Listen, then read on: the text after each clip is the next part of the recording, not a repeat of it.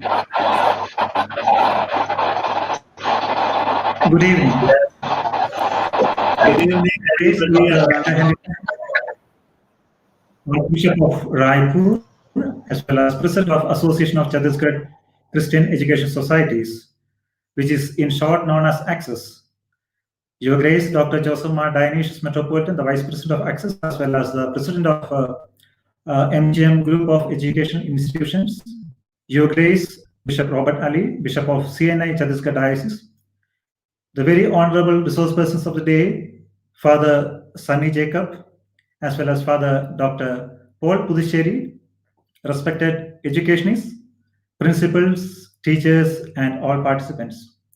A warm welcome to Unlock NEP 2020, a webinar on national educational policy organized by the Association of Chhattisgarh Christian Education Societies and MGM Group Institutions.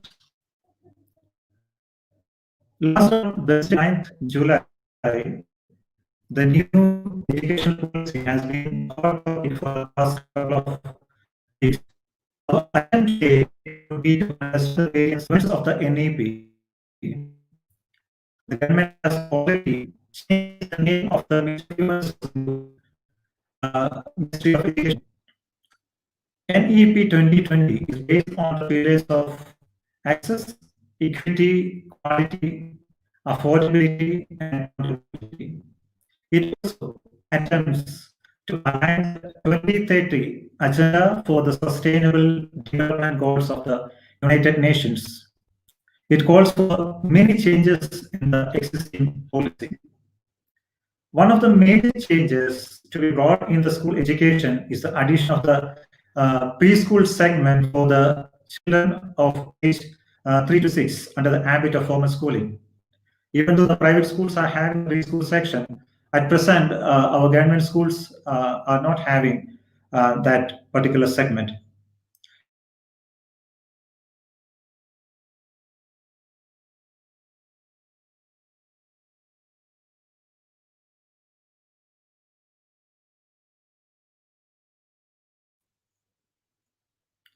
Sorry for the technical error.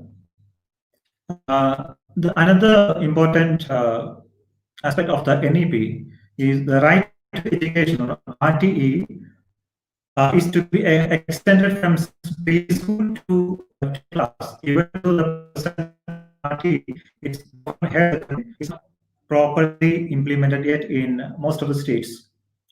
And there are many appreciable ideas such as change of focus from the rote learning to critical thinking, to conceptual change in assessment, as well as inculcation of constitutional values.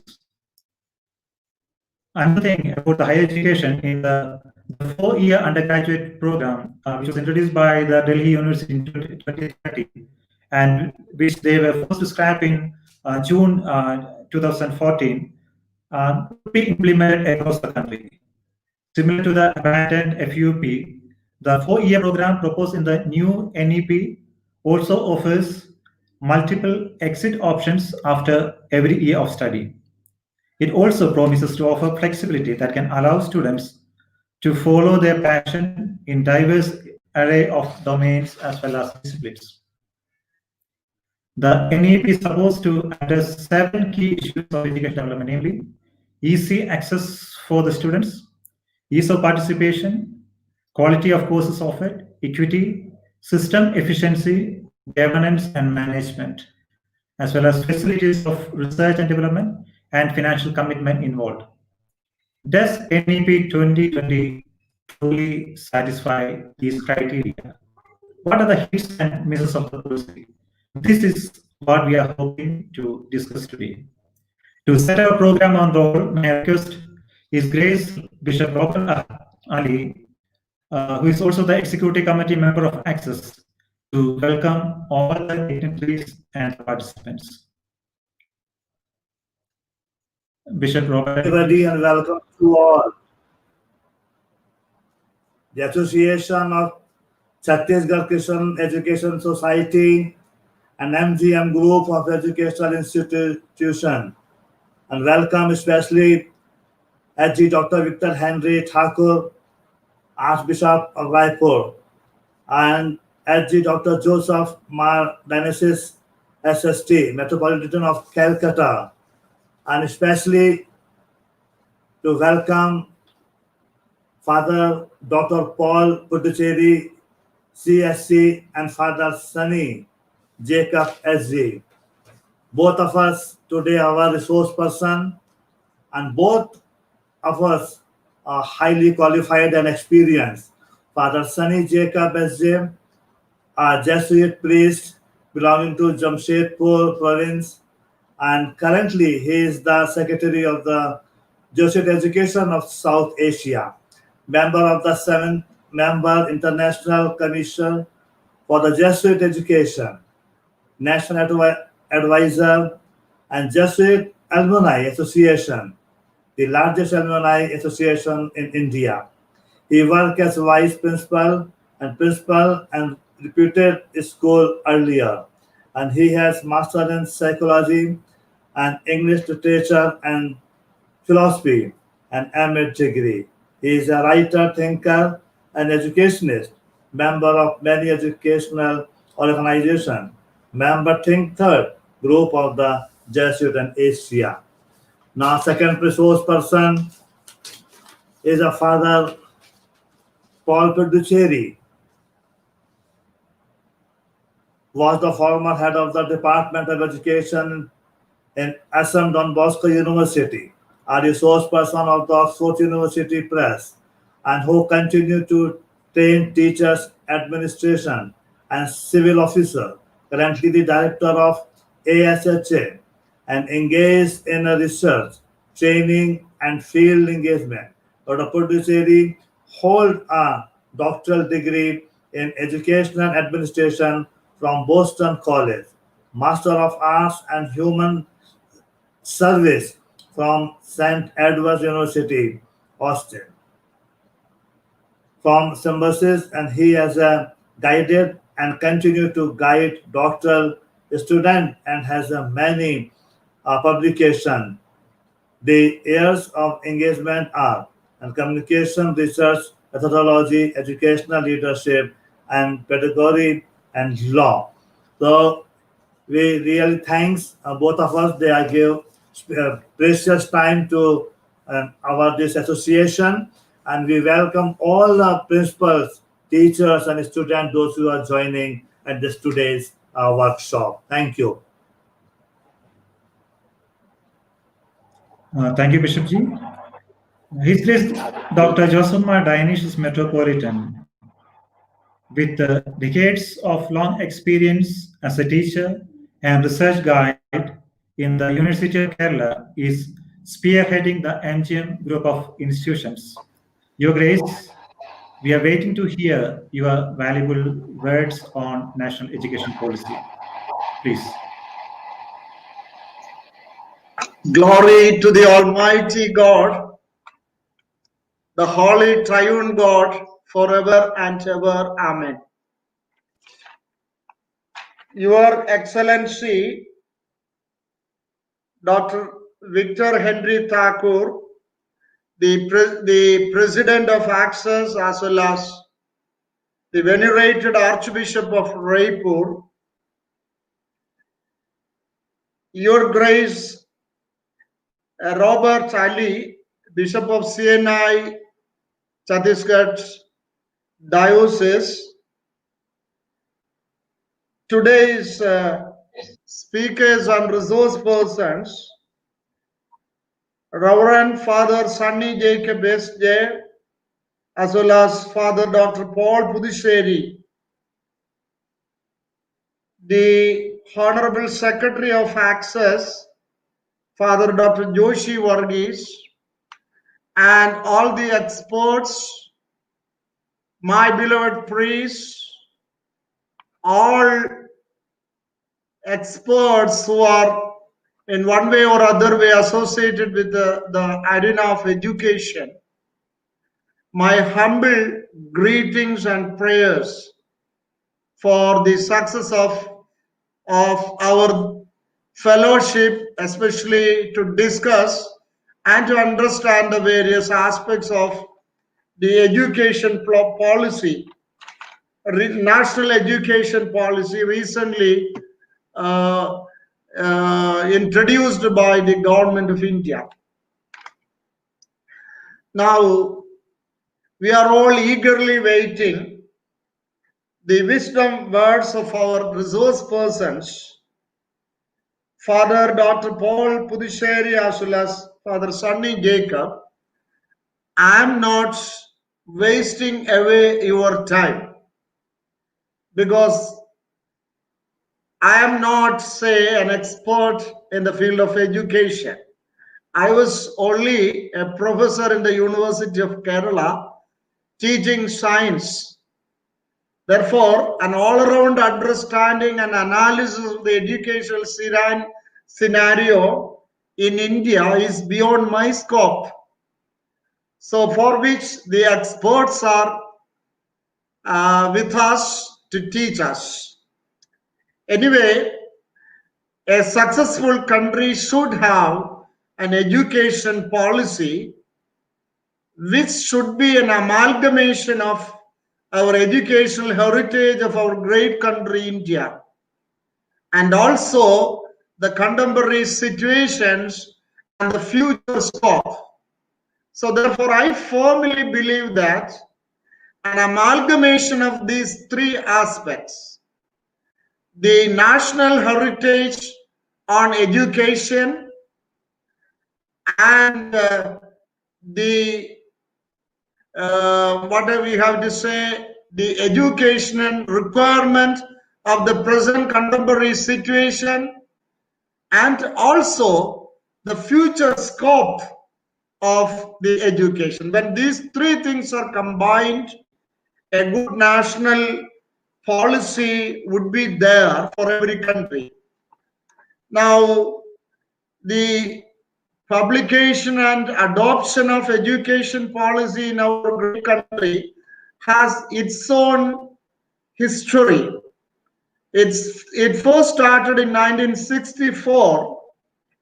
Subsequently, the Kothari Commission, later by our great Prime Minister of India, Mr. Rajiv Gandhi in 1986, 1992, and recently in 2020.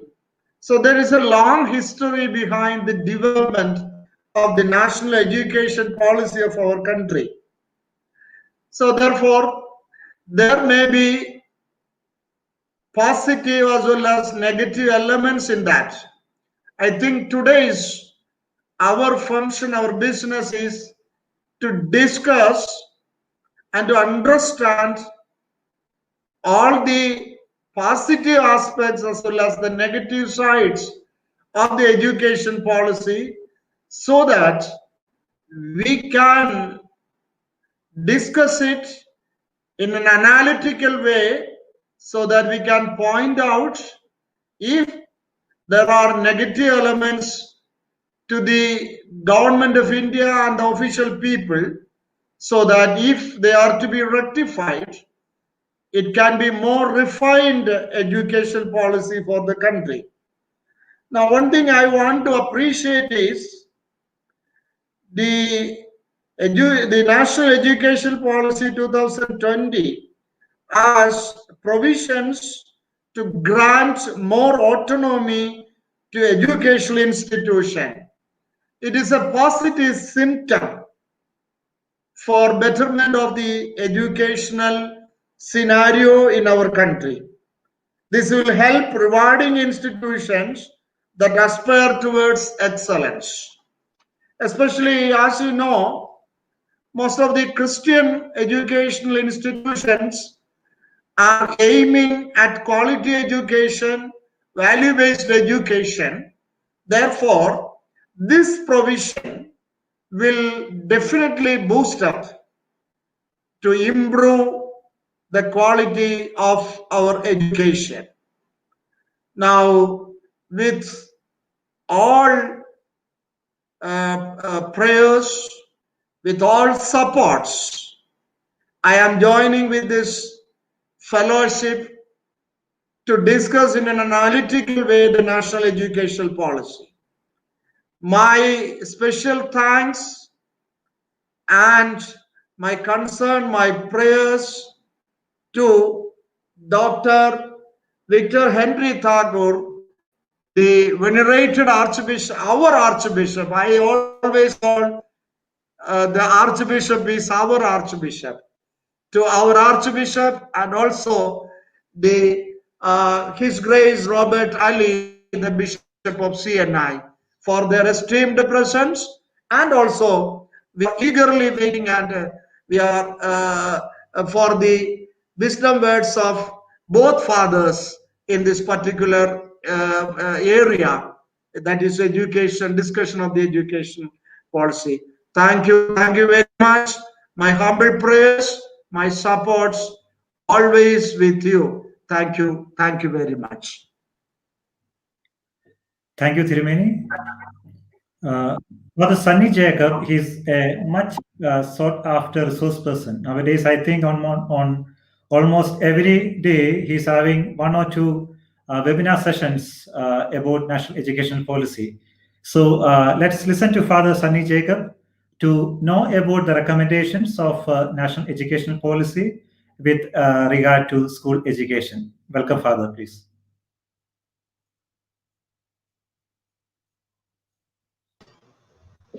Thank you very much, Father Dr. Joshi.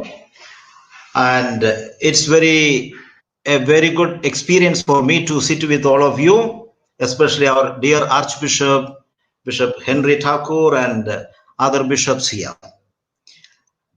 We have very limited time, 20 minutes. I will present about the school education sector, about the new education policy.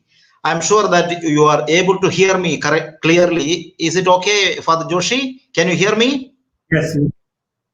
Yes, Father. Yeah. Okay. So, as Bishop just now mentioned about the education policy, we had many education commissions earlier. 1948 itself, we had the first higher education commission by Dr. Radhakrishnan led that commission. And we have in 1952 also we had another commission called Mudaliar Commission. So 2 commissions were there before Kothari Commission. But these commissions, the recommendations were not considered as the education policy for the state country. 1968, the first policy was out, which is called Kothari Commission. And then that commission is actually a path-breaking commission, which gives a wonderful policy for the nation's integration, and as well as the structure of the entire country about the schooling system. So we had, after that, we had 1986, as Bishop rightly pointed out, 86, because of the changes that are taking place in the society, warranted another education policy. Now, 86 policy, and today, 2020, we had passed almost 34 years. So the present government, when they came into power in 2014 itself, in fact, their manifesto itself, their major party had mentioned that they will bring out a new education policy for the future, considering the changes that are occurring in the society. And as a result, we have this new education policy commission was formed in 2014 itself. And 2016, we have came up with the first commission under the leadership of TSR Subramaniam, which is called the Subramaniam Commission. And that was rejected because of a lot of opposition from academicians and people from all across the country, and also a strong opposition within the parliament for certain thrust of this policy. And whatever that thrust was articulated by none other than Mr. Sitaram Yechuri, the prominent parliamentarian at that time. So he brought 3 major areas as the thrust for this new education policy, which he said 3 C's represents this entire policy of TSR Subramaniam. The first C was called commercialization, second one is centralization, and third one is communalization. These 3 were identified, and there were strong opposition, and as a result, that government shelved that policy and then came out with a new commission, which is called Dr. Kasturirangan Commission. And Kasturirangan came up with a 484-page document, which we all thoroughly studied and submitted our submissions, our opinions, our suggestions, etc. to the government. All the organizations suggested. And taking into consideration, as the government say, all these suggestions have been taken into consideration, and they have brought out this new education policy called the National Education Policy 2020. Now, let me tell you, this policy, if you check the website, etc., you will find two versions are already there in the website of the MHRD. Now it is called Education Ministry. The first one is of 60 page, and second one is called 65 pages. The other day in one of the meetings, another scholar who was a former vice chancellor, he was telling there are 5 versions available. We don't know. I am just telling 2 versions I know, and some changes must be there anyway. So there are this policy 65 page we will take. I am going to base on my talk on 65 page document. I'll just share the screen for you to see so that it will be understood well. Yeah. So within the short time, I will bring out the actual policy, what the government says, and also my just look at the policy as a whole. Now look at this NEP 2020. As I said, this is the history shows that 48, we are 52, we are 68, and then we are reached 1986. And in between there were some changes, etc., modification, etc. And but 1986, after we have this 2020 policy by Kasturi Rangan submitted report. Now in that Kasturi Rangan Commission report, there was a vision which was so important for us to notice. And based on this one entire policy, I myself have edited with Dr. John Dayal one book on educating India. We had gone through very thoroughly about that document, 484 page. Now look at this vision of the draft was this: the National Education Policy 2019 envisions an India-centered education system that contributes directly to transforming our nation sustainably into an equitable and vibrant knowledge society by providing high quality education to all.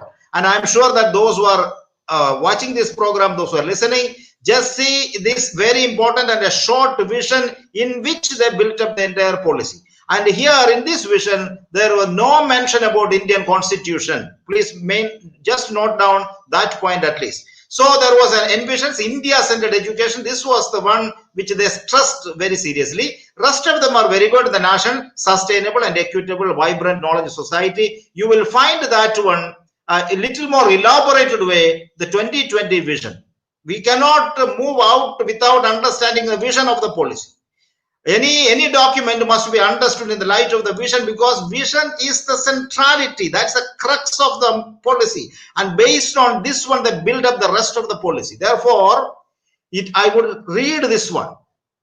And earlier policy, you have already seen this policy and this vision in the draft. Now, what are the changes they have made? Just notice this red color, etc., etc. This national education policy envisions an education system rooted in Indian ethos that contributes directly to transforming India, that is Bharat, sustainably into an equitable and vibrant knowledge society, which was there in the past vision. This was also there. India-centeredness has been elaborately expanded. The policy envisages that the curriculum and pedagogy of our institutions must develop among the students a deep sense of respect towards the fundamental duties and constitutional values. Now they have added up this one, the fundamental duties and constitutional values, but they have not mentioned the fundamental rights here. Please keep that in mind also for your reflection. Anyway, coming to the constitutional values, bonding with one's country and a conscious awareness of one's role and responsibilities in the changing world, etc., which is this red colored one is an expansion of the earlier vision, one word called India-centeredness. Okay, so to instill among the learners a deep-rooted pride in being Indian, not only in thought but also in spirit, intellect and deeds, as well as to develop knowledge, skills, values and dispositions that support responsible commitment to human rights, wonderful, sustainable development and living, and global well-being, thereby reflecting a truly global citizens. Actually, this is what the Christian education tells us also. We need a global citizen That's what we have to create in our schools. Anyway, coming to the principles, the key principles of this education policy, based on that vision, they have identified us this way. First one is, there are 8 principles. They call it key principles, and all of them are excellent. We need to appreciate this entire principles. Based on this one, they are building up the education policy. Please respect the diversity of local context to be in our curriculum and policy, etc., pedagogy, etc. Equity and inclusion is a wonderful thing which we are very much standing for. Community participation, uplifting philanthropic private community participation. This way is very, you must understand the philanthropic private, etc. Anyway, use of technology in teaching and learning. Every sector it has to be used. Technology has to be used. No, there is no question of ignoring technology. Emphasis on conceptual understanding, because our entire education system was based on rote learning, whether it is a secondary education or higher education. This has to change. The 6th point is unique capabilities. That one word I can expand it this way. It's based on the aptitude, trait, interest, which is called multiple intelligence based education. And critical thinking and creativity has to be there. Wonderful. And also continuous review and assessment will be done. And if you look at the entire school education, I can put it, these are the one. Chapter 1 to 8. Chapter 1 to 8 talks about the education of the school education policy. So therefore, please pay attention here. Chapter 1 talks about early childhood care and education, which is a very drastic change has been proposed. A structural change has been proposed, and that's a very good thing. We will see how it is working out. Foundational literacy and numeracy, chapter 2 talks about that one. And chapter 3 talks about curtailing dropout rates and ensuring universal access to education. 4th one talking about the restructuring of school curriculum and pedagogy. That will be a time-bound program. Its curriculum is already, they have asked NCERT to prepare for the entire nation. So that's one. Holistic development of learners in the chapter 4, again 4 onwards it talks about. Multilingualism, which is called the language teaching, etc., is there in the chapter 4. Again, chapter 4, the end of the chapter 4 talks about, this is the largest chapter. Chapter 4 talks about the curricular integration and essential subject and skills, very important to know. And chapter 5 is very significant for us to understand. 3 areas there. One is about teachers, recruitment and deployment, service enrollment and culture. And chapter 6 talks about equitable and inclusive education, which has to reach out to everybody, etc. And finally, we'll see chapter 7 is an efficient resourcing, effective governance, and that will continue in chapter 8 with regards to the structure, etc. Now, the major structural change in the education happened this one. 10+2 system has changed. I don't need to explain. I hope all of you know by now this one. 10+2 has changed into 5+3+3+4. The only point you must remember is not about the classes. It's about the age. For example, 5 means after 3. That means age 3, a child is age 3, 4, 5, 6, 7, 8. That 5 years is called 4, 5, 6, 7, 8. That age is called the first stage, which is called foundational. That is, a child will study KG and whatever we call is Balavatika and to standard 1 and 2 up to this. And then second stage is called preparatory stage, which is class 3 to 5. Let us go to the age 8 to 11.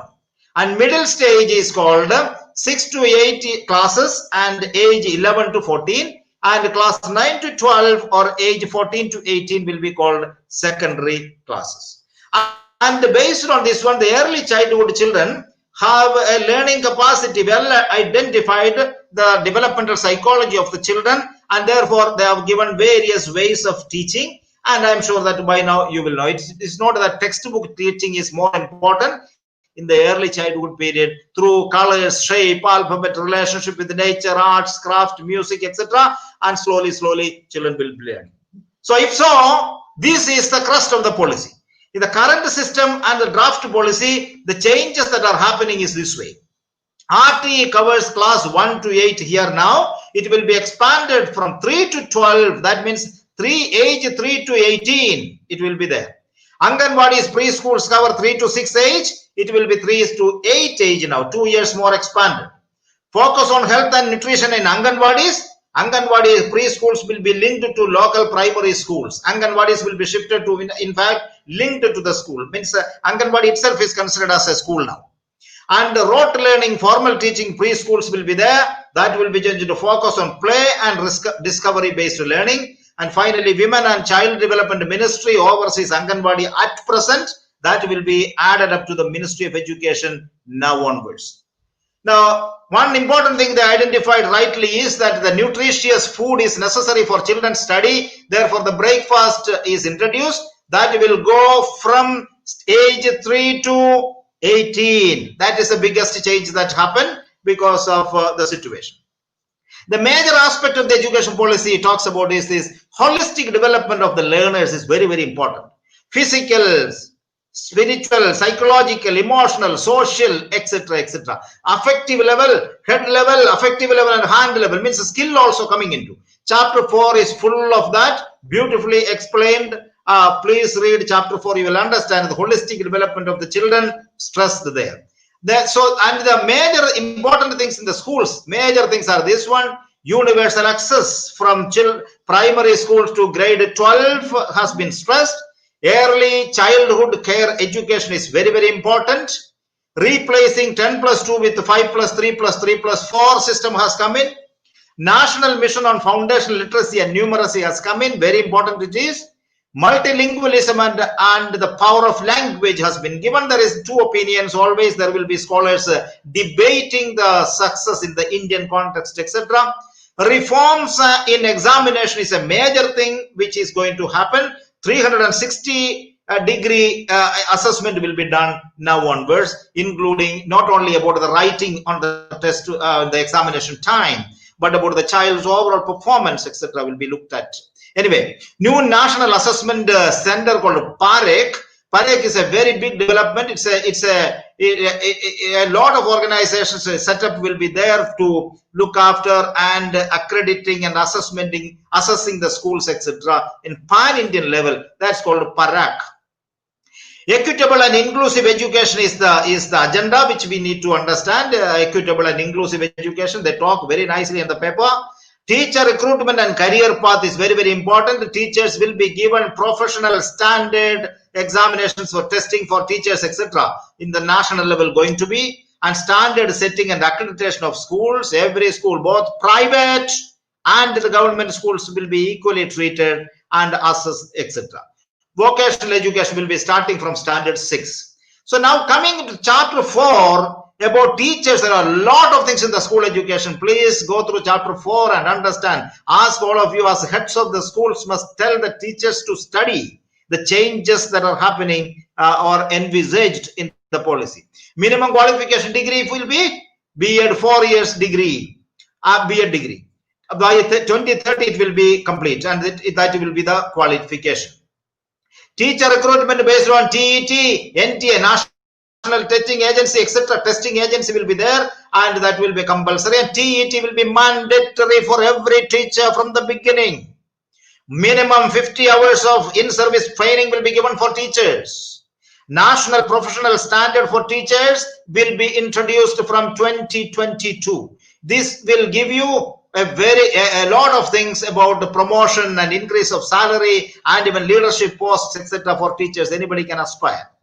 IT and database, a very good technology will be used in a large scale for universities and the schools. Stringent action on non-performing teachers and institutions, teacher education institution, BA colleges, etc. Mandatory for every PhD students to module on teacher education. It's a very important suggestions about teachers. Role of government departments, bodies, institutions also are going to change.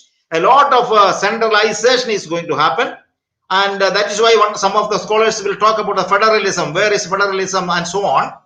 Anyway, state department will look after the policy making, directorate education, etc. But keep in mind that the pedagogy and the curriculum will be formulated by the center, means the central office. That is where the state loses that power. And also similarly the councils like CBSE, ICSE and other boards, etc. They will be all examination controlling or performing examination, etc. will be their duty, not about the curriculum. Anyway, random sampling of students for continuous online feedback and self-disclosure by schools will be conducted. Engagement of social workers, alumni, retired teachers and volunteers with the schools will be is a new suggestion. Strengthening the Central Advisory Board, CBSE, for developing, articulating, evaluating and revising the vision of education, etc. is there. A lot of changes have come into education sector. Teacher education, just for you to understand, 4-year integrated B.Ed colleges will be there by 2030. But at the same time, 2-year B.Ed college now will be there for applicants with an existing bachelor's degree, because the father will explain to you about the colleges. The entire degree, undergraduate degree and so on will be changed. Graduation will be changed, etc. There are 4 years of degree. So if you have completed that one, then you can go for 2-year B.Ed degree. And 1-year B.Ed also will be there for those who have completed the equivalent 4-year multidisciplinary bachelor's degree, etc. So this will be continuing, but by 2030, this will be the basic thing, that is 4 years of degree for anybody to start with the B.Ed. Continuous professional development, they are talking about teachers. It's very interesting to see all these aspects. While they are there, we cannot have simply teachers without having proper qualification and qualities. More than the qualification, quality is very important. And therefore, it suggests a career management profession also they are proposing. For example, chapter 5 will talk about outstanding teachers will be promoted to the higher level. And it will also talk about career growth will be assured, increase in salary, and also outstanding teachers will be promoted to leadership roles, etc. This is a suggestion. NPST, I told you already, the National Professional Standard for Teachers by 2020 will be established. This one will be beginning. National Council for Teachers Education will be restructured as professional standard setting body under General Education Council, GEC. NPST will design the in-service teacher education program. Every teacher must develop his or her quality. And promotion and salary and etc. based on this assess, not about your seniority, the tenure, how many years you work. That is not going to be considered. Your promotion and increase of salary will be purely based on your quality, how you are assessed and what type of assessment you are doing. One more very important point in this education policy about the schools is this: school complex will be established. And this concept has been given already in 68 and also 86 policies where it was there. But now school complexes and clusters will be there. I'm sure that by now you are familiar with that one. No need to explain too much. This only thing is there will be like this school is here. All other less privileged schools or less improved schools can be attached to this school, and they can use the facility like sharing of resources, efficiency, planning, governance, integration, and pairing of schools, etc. will be done in the area. So this is about the school complex. And standard setting. The chapter 8 talks about standard setting and accreditation for school education. A lot of new structures will be there. And even though Bishop said now a lot of independence, etc., they are giving autonomy, etc., higher education sector. But that is all, you have to wait and see how they are. Because if you look at the standard setting and accreditation for schools and higher education also, a lot of structures have come into place in the, see, for example, statewide and the SSSA they call, that is called the School State Standards Authority, and also a central level, but there are many. In summary, the changes are plenty. Just look at this one. ECC, I already told you. For NC, what you call National Curriculum Framework will be done by next 5 to 10 years. Preparatory class Balavatika, 5 to 6 years of old, it will be done. National Foundation Literacy, etc., etc. You can see these changes, which I already mentioned about PAREC and so on. A lot of changes in the school education sector is coming into, based on the vision which we have already seen.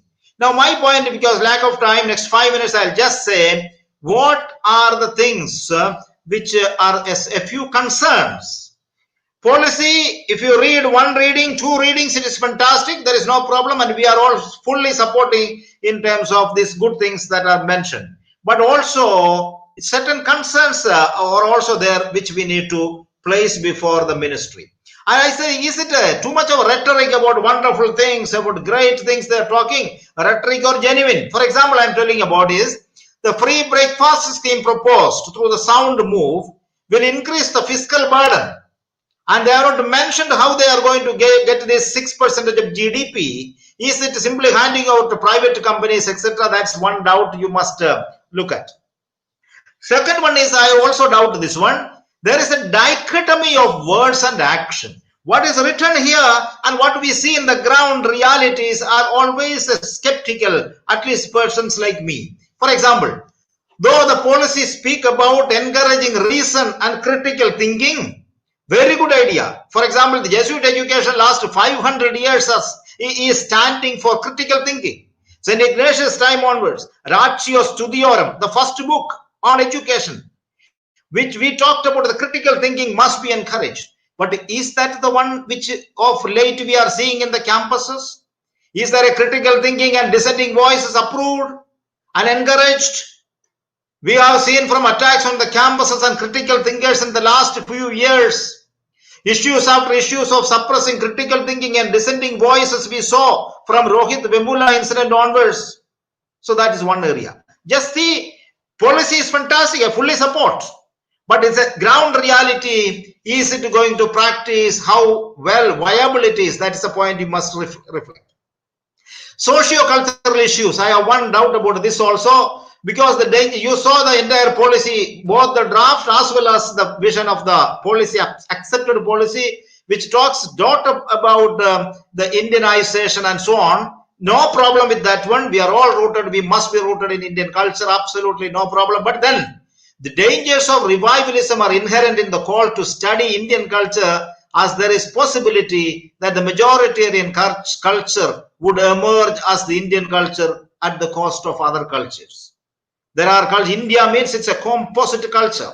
There are tribals, there are Dalits, there are minorities, there are other groups. All kinds of things are there. It's part and parcel of Indian history and Indian ethos. That is where we must have raise our just a concern.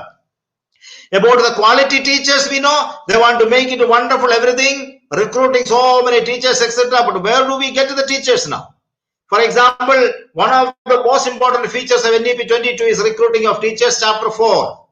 The Indian school system, chapter 5. The Indian school system has long suffered the problem of inefficient teachers. Now, where are we going to get it unless there is a very focused approach? Why I am saying this one is the accountability of the government school teachers must be sought after. And there must be a study done, the transparency and accountability of the government schools, which are the larger players anyway, that has to be missing. I just say this point also, I feel we need to see. There is no word about the whole policy. If you look at, there is no point about reservation. There is no word about reservation. Well, just government must make it clear whether it is inherent in the policy or it is missing. I just put that much here just for your information. Privatization issue. As Bishop said, it is very good that autonomy, etc., but it has a huge setback. I'm sure that, for example, there is a problem going to be too much of industrial revolution based on that education, because there is a problem which government has already signed the WTO's General Agreement on Trade and Services, which if you read that provisions, you will understand where it says about education as a commodity. So commercialization of education is a global phenomenon now, and since that is creeping into us, therefore the privatization, etc., has to be looked at a little more seriously.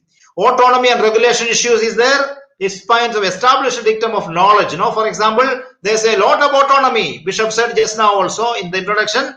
But you see, if you look at the other aspect, there is also a lot of control mechanism through Rashtriya Shiksha Ayog, the apex body of education sector in the country. Again, this will lead to an increasing bureaucratic control over the surveillance of higher education institution in India, which I'm sure that Father Paul will explain to you.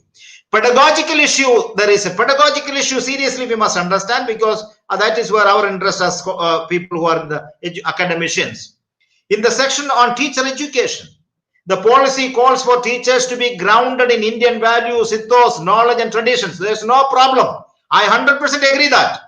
But it makes no mention of teachers being socially sensitive and capable of critiquing knowledge and power formation and uphold constitutional values. Those part is not visibly coming into the pedagogical formation. I just say 2-3 more points and I'll stop. Failed assessment of the past. For example, what happened to the government schools, a large network in the world, in the country? What happened? What is the failure, etc. has to be assessed. Political and financial issues also is there. For example, Parliament never discussed so far. Under the new policy, the government aimed to increase GDP to 4% to 6%, but where that money comes from, there is no roadmap is given. And therefore, that is also a doubtful thing, whether are going to give to the corporates and so on. How Modi government is planning to implement it in the future, is it a thing to be wait and watched. Anyway, and this policy declaration itself, the timing, that's a pandemic lockdown period, is also we need to think. Why in a hurry? Is the 6% GDP, I'm coming back again, is it a dream or a reality? Because 48 onwards, all the commissions were suggesting. Never happened. Perhaps this government will give. If it gives, well and good. Then it will be wonderful. So the data is there about what you call gross enrollment ratio, which is a higher education sector. I'm not going to do that one. Anyway, school education. Minority issues I've just wanted to bring, because we are all minority schools and institutions. I have a huge doubt about this, because in the whole policy there is not mentioned about minority rights which is given to us, etc. Minority rights is not mentioned, and also is say if you see the data, etc., you will find at the end the Muslim community is the only group in danger, going to be very much, because their growth pattern in the schools, etc., according to Sachar Commission, etc., is not very good. And finally, no talk on minority rights anywhere in the policy, though 3 times the word minorities is mentioned along with SC, STs, etc. So when we talk about autonomy, etc., keep this in mind, our institution. Private and government are the 2 words frequently used. And it also says both private and government school will be assessed and accredited the same way by the same agency. So therefore, just to keep that in mind, unless this is there, what will be happening? What about the constitutional rights? That is also, I am just asking. Is research a priority? For example, we saw in the over the period of time, last 6 years, we see actually the amount which is allotted for research, serious research in this country has come down actually. 0.84% to 6% in 2008. There are currently only 15 researchers in India for 1 lakh people. But in China, on the contrary, there are 111 people in China. This is I quoting from when he talks about. I doubt about the school complex works. How is it going to work? For example, my only doubt is, fantastic idea. School complex is a very good idea. Is it only for the public schools or is it also for the private schools? First question. Second question I doubt is also, is it how viable is there for a people who belong to a particular minority communities, etc., to send their girl children or the Dalit children and other children, etc., to go for a suppose 3-4 kilometers to walk in a very hostile atmosphere? For example, you saw yesterday also there was a very pathetic and very sad incident in UP. We saw one girl was raped and taken out her eyes and tongues, etc., etc. So that situation, the entire that village, I don't think that anybody will send their children to faraway place, etc. I think government must pay attention to this one and see, instead of dumping everything to the school complexes, government must build up more schools in the villages for the people if it is concerned.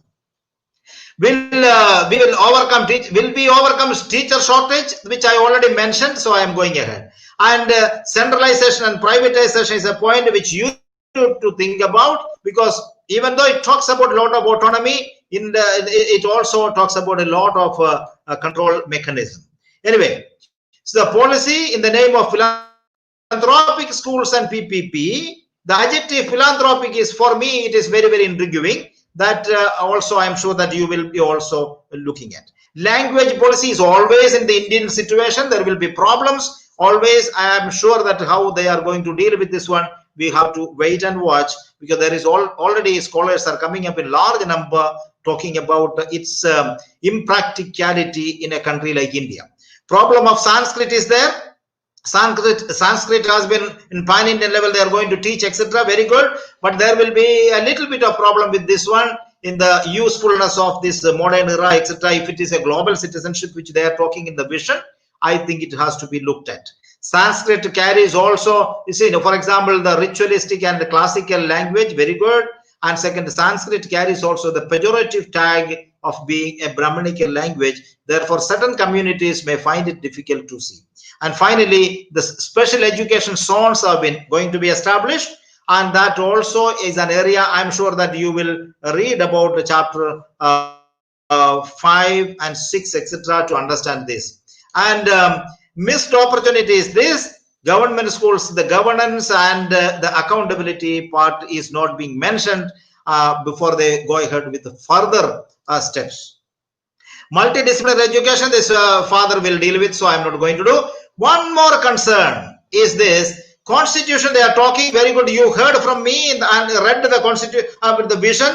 In that vision, it was talking about the Constitution, and I already mentioned at that time about fundamental duties, and the rest of the things I hope it will be there. But I mean, there means in the practice, I mean, but the secularism, that word you will not find anywhere, neither in the draft, now not in the policy. Okay.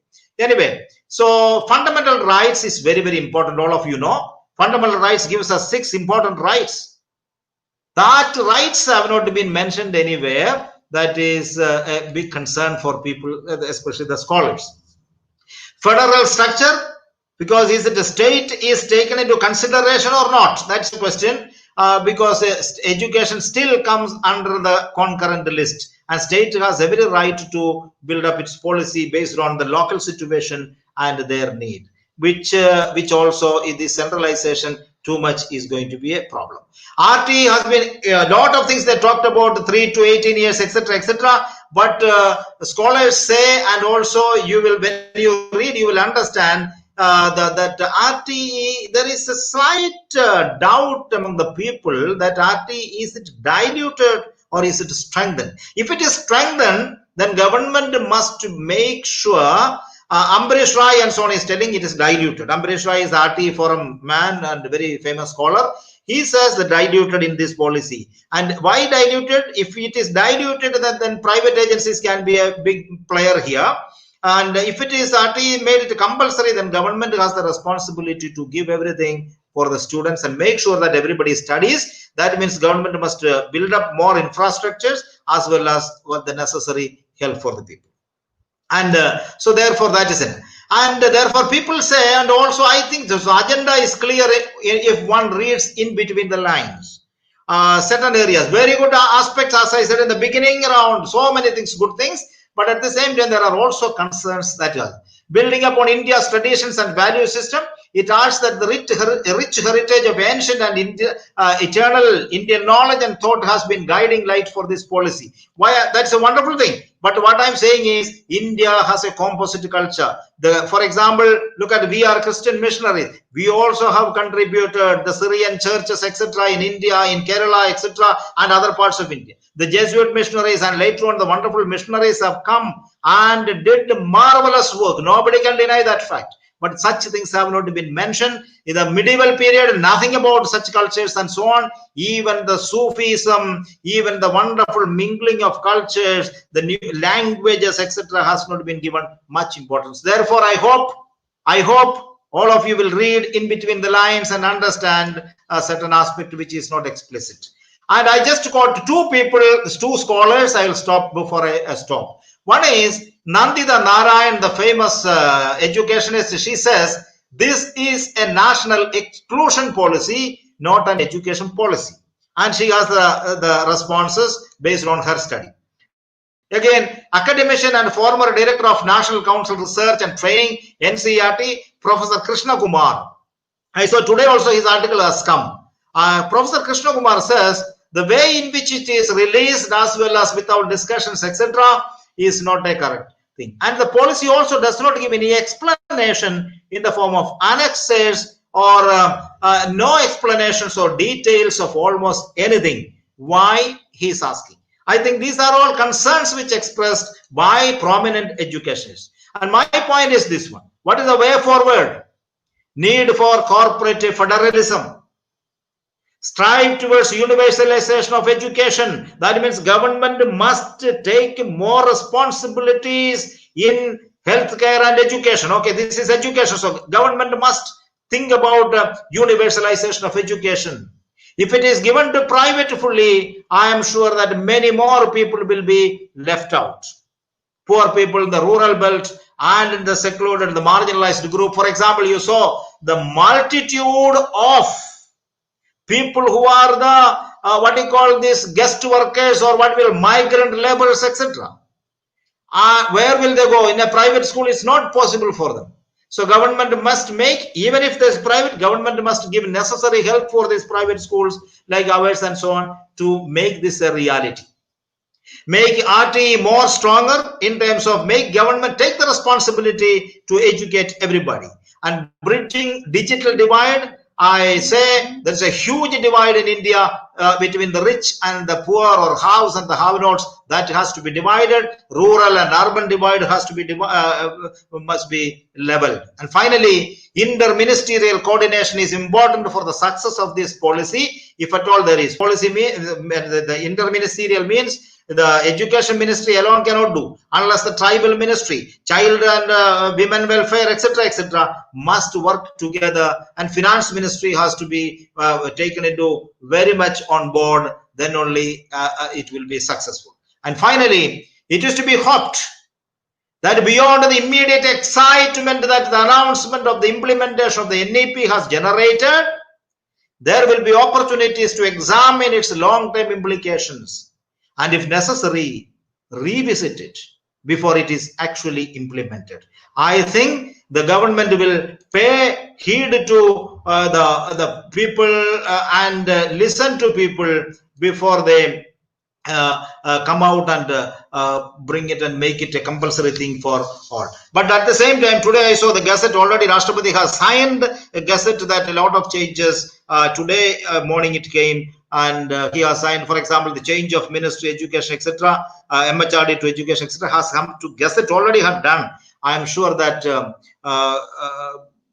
we need to be aware, and we need to raise our voices, and concerns must be unitedly expressed to the minister. I'm sure that because last time we had met the minister, I'm sure that he will listen to us, and we need to express our concerns. I hope this policy, with all the goodness, at the same time, we should not be shy away from pointing out what is missing or what is lacking or what rectification can be made. And scholars must come together like this and give. And I'm sure that government will heed to us. Thank you very much, Father Joshi. Over to you. Thank you, Father Sunny, for the power-packed session. We have some time. We would be taking questions. There are some questions in the chat. One of the major concerns being raised here is about the language issue. It stressed that the mother tongue should be given preference wherever possible till a particular class. So there are two questions. One, regarding medium instruction, is it mandatory for an existing English medium school to teach in the mother tongue or the regional language? Adding to that, for a transferable parent, suppose during the primary classes is transferred to different places, how the child is going to cope with this? Yeah, exactly. These are the concerns already expressed, and government have not come out with an answer. One is about education in English medium, etc. That is a board exam. I mean, the syllabus will continue, but there also this language, local language, regional language, etc. They are saying any language 2 plus 1. One international language and 2 other languages, which is regional, and they are proposing that 3 language formula, which I already mentioned. One of them you can take. So that clarity has to come, because there are tremendous opposition coming from Tamil Nadu, etc. You have heard about that. and other places also raising the issues, and language is always a problem. And I'm sure that government will come out with guidelines soon with regards, because as far as I know, they are also thinking about this, because they did not expect this much of a question will come, and government will come out with the guidelines. Even if, let me tell you also, this policy is time bound. They will give us exactly the guidelines within the next 6 months, how to follow, etc. So lot of speculations are there. What is written is only a document. There will be changes happening. And with regards to the second part of the question, what was, Father Joshi? I just missed second part.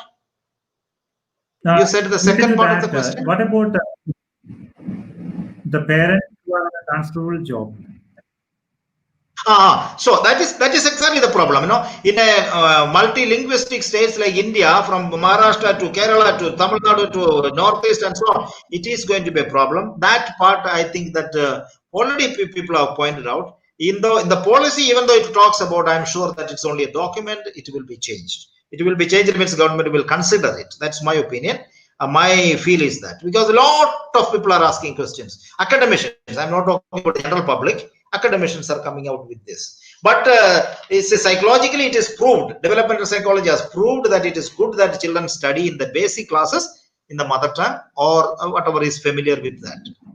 But then there is also a question. See, they have mentioned more than mother tongue, they have used this regional language and the local language, etc. Because this is a question for the tribal children.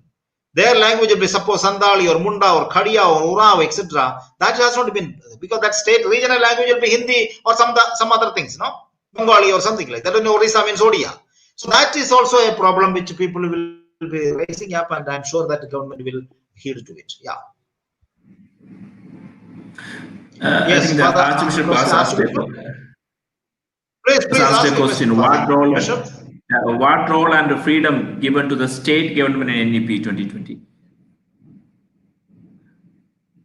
Yeah, it's a 50-50. That's what we feel. But then, as I mentioned, you can see there is a lot of attempt to make it all centralized, and the states and state boards, for example, when it talks about boards, curriculum framework, etc., it is completely now with the center.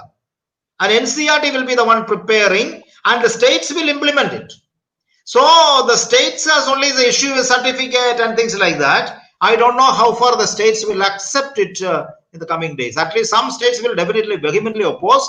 Some may not will not raise voice because they are in the politically they are affiliated to the same, etc.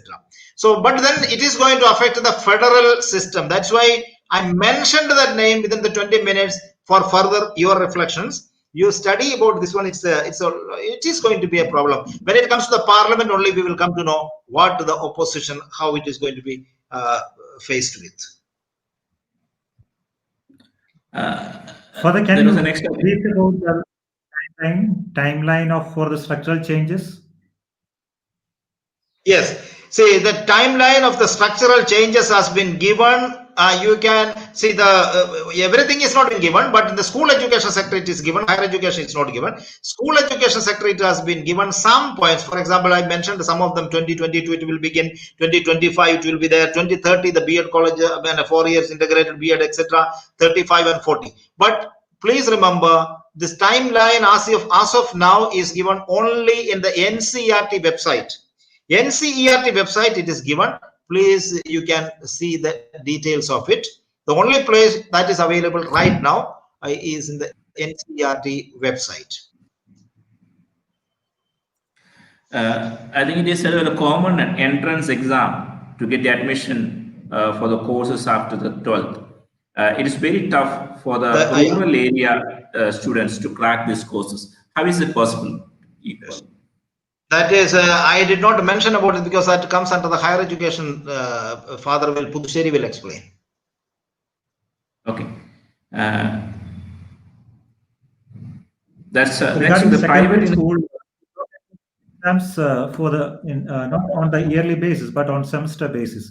So there was a question whether a child has to give exam for both the semester or only for one semester. Is there any clarity? See, that's a very good thing, Father. Yeah, Father Joshi, that's a very good question. Whoever asked, see, there, I think you must, all of us must make an attempt to read about the assessment system. What you are all asking questions because our past experience and the previous our experience. That examination system is completely going to change. Number one. Number two is standard 3, 5, 8, and 10 and 12. There will be examinations, which a common test will be done. And 10th and 12th will have twice a year. You have 2 times children can write either of these. 2 times. 3, standard 5 and standard 8, there will be examination.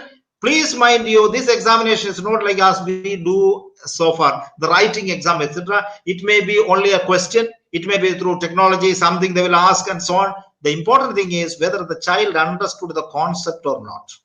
They are not worried about your writing and blah, blah, writing too many things. That was the early system. Memory-based or rote learning. That is our system. You ask any student why they are going to school? Because of exam. Our entire study is based on exam. You look at now ICSE, CBSE has come out with the marks, 99.9% of people are getting. Children in the school are better than Shakespeare. Your report not show already. So 100 marks in literature people are getting. These are all examination oriented, simply giving marks, etc. That whole system in this policy is going to rework on it. And I am sure that that's a very good move. And this all basically they are following from the developed nations like US or Finland, etc. Many good things they have taken from. But how implementable it is in our context is that's why I said structures have been built up. Now, any policy, mind you, Father Manish and Father Joshi and all others who are listening me, any policy is as good as its implementation. Now, what are the structure? Who are the people going to do it? How are you? Is it going to be politically motivated? How people are going to be employed? And who are the people sitting in the top, etc. is very, very important. But otherwise, this policy in larger, if you look at really educational sector, if you look at it is implementable, a new mode of thinking will come into, but at the same time, it should not keep any kind of dichotomy between the rural belt or the marginalized sections, the minorities, etc. All have to be on board in this policy. I'm talking about the school education sector. Primary education must be given more importance, which has been mentioned in the policy. I'm sure that the future will be bright if they implement it also well. Thank you. Thank you, Father. There are a lot many, but I think due to the constraints of time, we need to move to the next session. Thank you, Father, once again, Father Sunny Jacob, for the wonderful and informative session.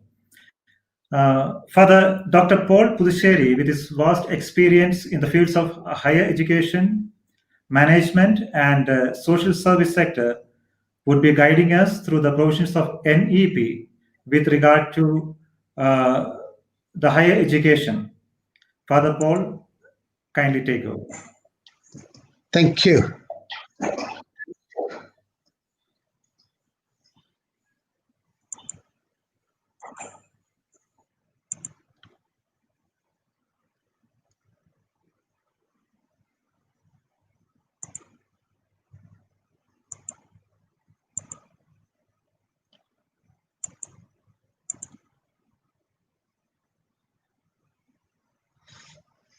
Good evening to one and all. It's great to be with you this evening once again to understand, to deliberate, and to conceptualize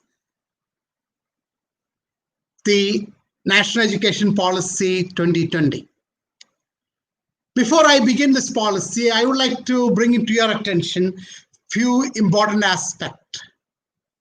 The underlying principle or the underpinning philosophical principle of this policy appears to be autonomy, self-reliance, and industry readiness, which is a shift from democracy and love for knowledge. So therefore, the policy in a way creates a system wherein people or individuals are prepared to enter into industry as well as to be reliant, self-reliant. That means new kind of entrepreneurship with certain amount of autonomy. And the second dimension, maybe it's good to understand, is about assessment. Now, earlier, how we understood assessment was assessment of learning. Our exams were designed in such a way to find out what the student did not know. That was assessment of learning. Then slowly we moved to assessment for learning. That is, we try to assess a student and then help the student to learn better what they did not know. Now, the third dimension is what I call assessment as learning. This policy has incorporated that dimension of assessment as learning. So the idea of the higher education is that to increase the enrollment by 2035 to 50%, which is currently only 26%. That means if 100 students enter class 1, only 26 or 27 students go into higher education. Now with the policy, by 2035, we expect that at least 50 students out of 100 would move towards higher education. Now, how do we understand this? Now, let us go directly to undergraduate education. Now, when you look at undergraduate education, there is a flexible curriculum. There's also the dimension of creative combination of subjects. That means a person who takes pure mathematics may be also able to take a course in magic or maybe in communication, depending on the interest of the individual. Then also there is a lot of integration of occasional education. So it's good to understand this principle. A flexible curricula, that means there is a free entry and free exit. You can enter anytime, you can exit anytime. And when you exit, you get an appropriate certification. So undergraduate degree is basically will be about 120 credits, leaving to 4 years. But then after 1 year, if you want to exit, you can exit. You get a certificate. After 2 years, yes, you still get a diploma certificate. 3 years, you can still exit. You get a degree. But in order to get the full undergraduate degree, you have to go through 4 years of rigorous training. And the final year, the focus would be more towards research. And there's also the whole concept of academic bank of credit. Now, academic bank of credit means I am in Agartala at the moment. I might join in a college here. Then I will drop out. Then I want to go to some other college in Rajasthan. I should be able to take the credit that I have attained and carry with me and probably start as today we have in engineering what we call the lateral entry into education into undergraduate degree. So that is another concept that has come into. Then we also have to look at the UGC is going away.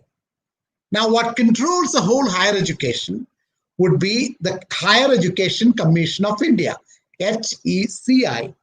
Now that will have different branches. One is National Higher Education Regulatory Council, that is NHERC, that is for the purpose of regulation. Then you have the General Education Council, which would keep benchmarking and a standard setting. Then you are talking about a Higher Education Grant Council, which is looking into funding of education. Then you have the National Accreditation Council, NSC, for accreditation. Now, these are the 4 wings. So it's important to understand right from here that first we have a Higher Education Commission, what replaces in a way as UGC. Today we have UGC, then we have something for technical education, teacher education, we have some other body, but then all that is combined as Higher Education Commission of India. So that has been 4 subdivisions in that. So that's the way the administrative system. So when you are talking about undergraduate education, you have 4 years of undergraduate education. But depending on the individual, a person can enter and exit any time of these 4 years. Depending on the time they have spent in education, they would get appropriate certification.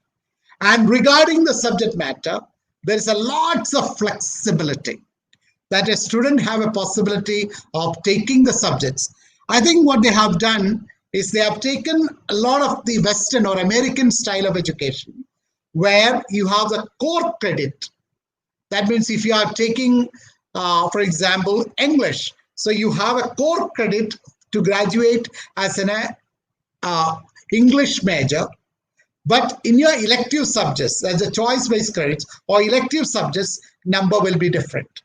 So that way, you have a lot of freedom to take courses across the curricula. Then education institutions. We have different type of universities that is going to come up. You have education institutions that will come in regards to research institution, teaching institution, and autonomous institution. Now, why this change that has happened? Some of the things that we are talking about, there has been a very poor learning outcomes and very less cognitive skills today. Then there has been a lot of rigid separation of disciplines. For example, if you have taken history, you will have to take all your life history. You have very little freedom with your optional subjects. Not in all the universities. For example, Bangalore University, you have history, economics, political science, all the 3 are almost major. But when it comes to Northeast, you have one major subject. So you have a very rigid separation. You do not have that flexibility. Then there has been a lot of access to higher education, especially for the socioeconomically disadvantages. Then again, there's a lack of teacher and institutional autonomy to innovate and excel. Now you look at our education system at the moment. Most of our universities are not able to conduct exams, and the affiliated colleges are in a difficult situation unless the university says they can't do something. So there is a lot of confusion at the moment that's going on. And again, there has been a very little research that's happening. Then, very little leadership that is happening. And there has been too many regulatory systems. At the same time, there are a lot of fake institutions. A couple of months ago, I was going to somewhere in North, and one of the old teacher came and said, "Father, can you get me a BA degree? I heard if you pay 25,000, you can get a degree." And you have many people who are buying BEd or MEd, paying money. So much so even doctor degrees. So there has been a lot of fake universities or fake colleges that has been giving degrees in this regard. And then again, the whole affiliation system. So these are the reasons why those who have envisaged the policy said, let us have autonomous degree granting colleges.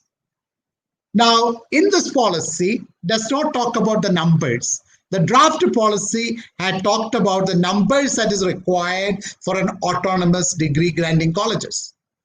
Again, you have 3 types of higher education institutions: research intensive, teaching intensive, and autonomous degree granting colleges. Now, how do we look at today? When you look at autonomous degree granting colleges, the number of students that is required in a college would be not less than 2,000 or 3,000 students. In this process, what happens to colleges that is existing in the villages or which is existing in the subdivisional towns on the block levels?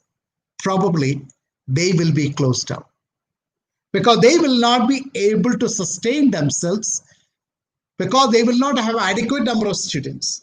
Since there are no adequate number of students, they will not be able to have adequate number of faculties. That means the flexibility, the autonomy, the freedom, multidiscipline, multi levels will not happen in the colleges.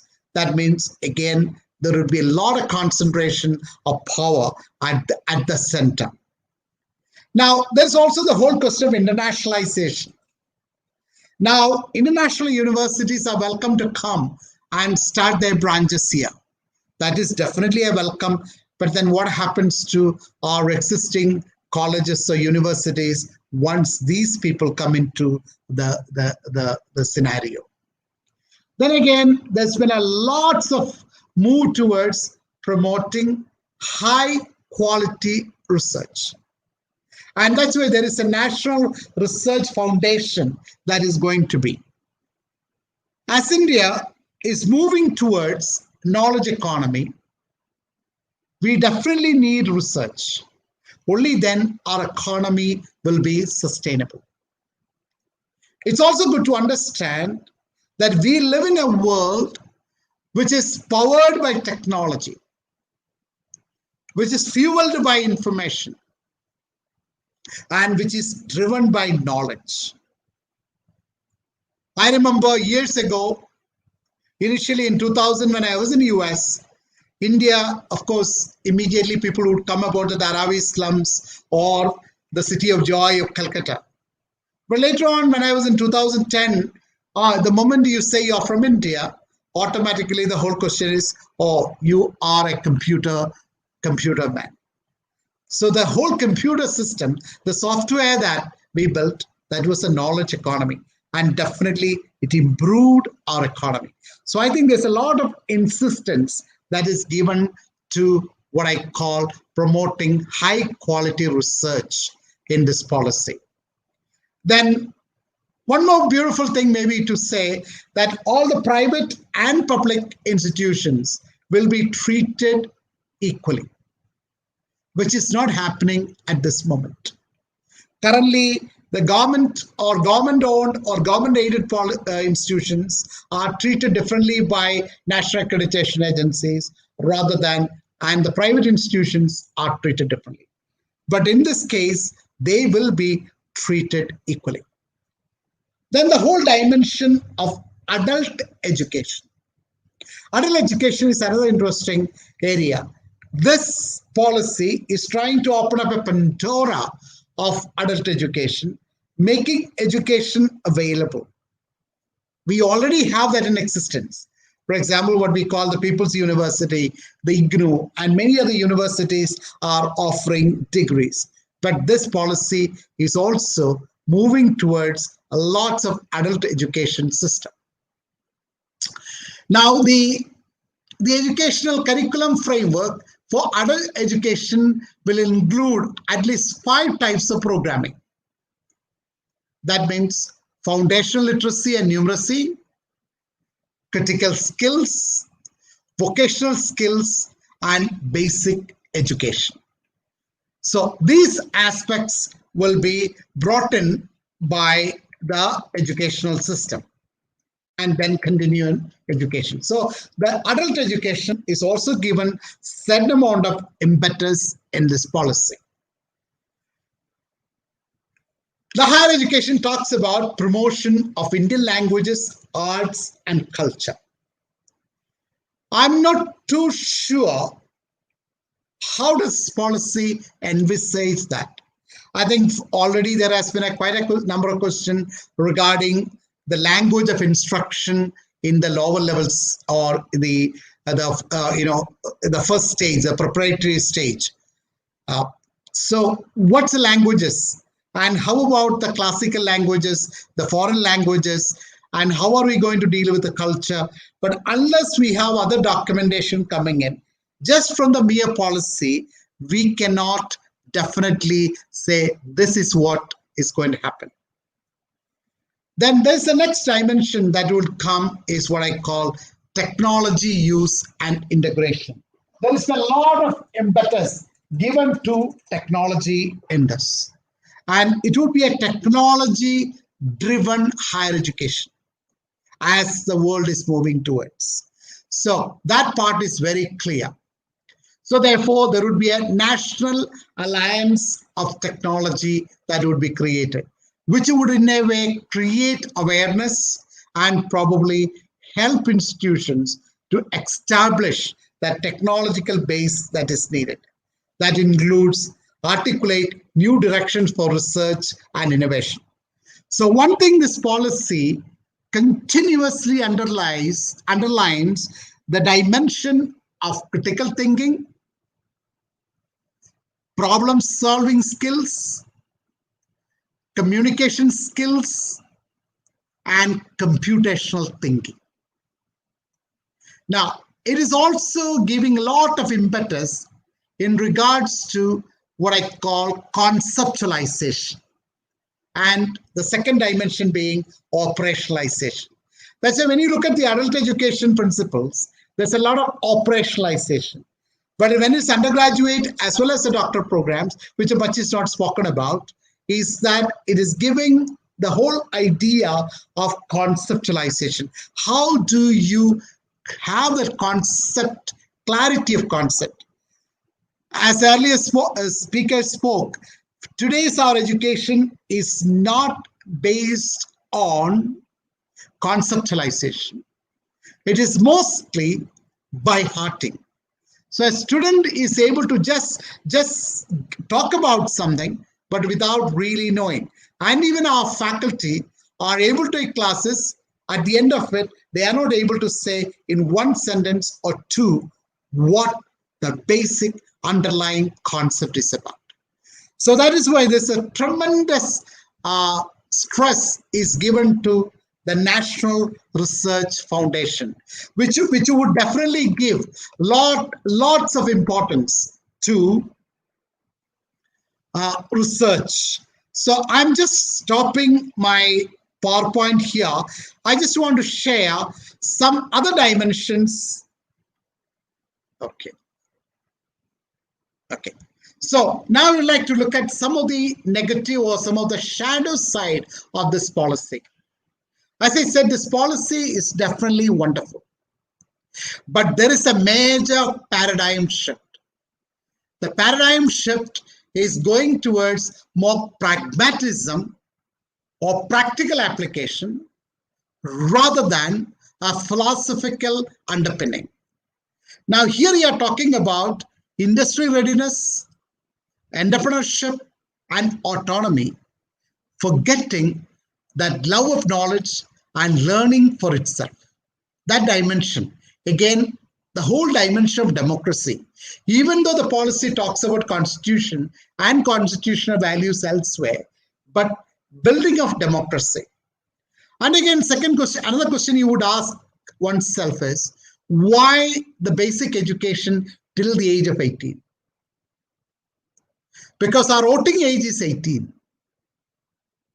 Now, will this be misused to indoctrinate our students in a particular pattern of thinking or a particular philosophical understanding of a particular type of party or whatever it is? Or we need to think about at this moment, if basic education is up to 18, I think the voting age also need to move probably towards 20 or 21, so that undergraduate level, they are able to learn better and critically think and choose or exercise their franchise in a responsible way. 4-year undergraduate education, it's wonderful, but let us look at the practical level. Since there is a possibility of free exit, a young man who is coming from a village or an economically disadvantaged position, will they be able to stay on for 4 years? They will definitely drop out after 1 year. Or 2 years. So what happens is the upward mobility that is experienced today will be reduced, especially for the disadvantaged section of our society. And this policy does not mention about reservation. It does not talk about minority rights or many other aspects. So we cannot definitely speak more about higher education until and unless the subsequent acts or policies that comes out. Now, since it's not available as a policy, definitely it has a lot of beautiful points, but the implementation of it, I am not sure. And again, the timeline. How long is it going to take? Now you look at the teacher education. Teacher education going to be of basically 4 years eventually, but there will be 2-year degree, 1-year degree, and 4-year degree. Now, how are the schools are going to take them up? Again, when you have 4 years of undergraduate degree, definitely when someone goes for employment, one who has completed 4-year degree would definitely get a better choice or preference than those who are completed in 3 years or 2 years. So undergrad, then it does not much talk about the PhD part of it. As earlier policy, as I understand, the draft policy, there was a good possibility of going for doctoral work after your 4 year of undergraduate degree. But this does not spell out details more into higher education of master's level or doctoral level programs. That needs more enlightenment from the subsequent directions or policies or rules that would come in. Let me stop at this moment. I would prefer if there are more questions to answer rather than just talking about more policy. So basically, we need to understand the paradigm shift.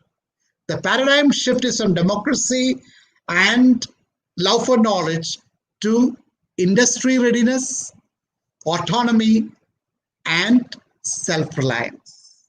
So that paradigm shift has been pushed into the entire policy. Maybe I'll stop at this moment. If you ask me questions, we could ask that further. We could clarify that. Yes, Father. Thanks for the wonderful session. As you said, there is mentioning about industry readiness. So how is it going to improve the employability of the students? That's because the industry is changing rapidly today.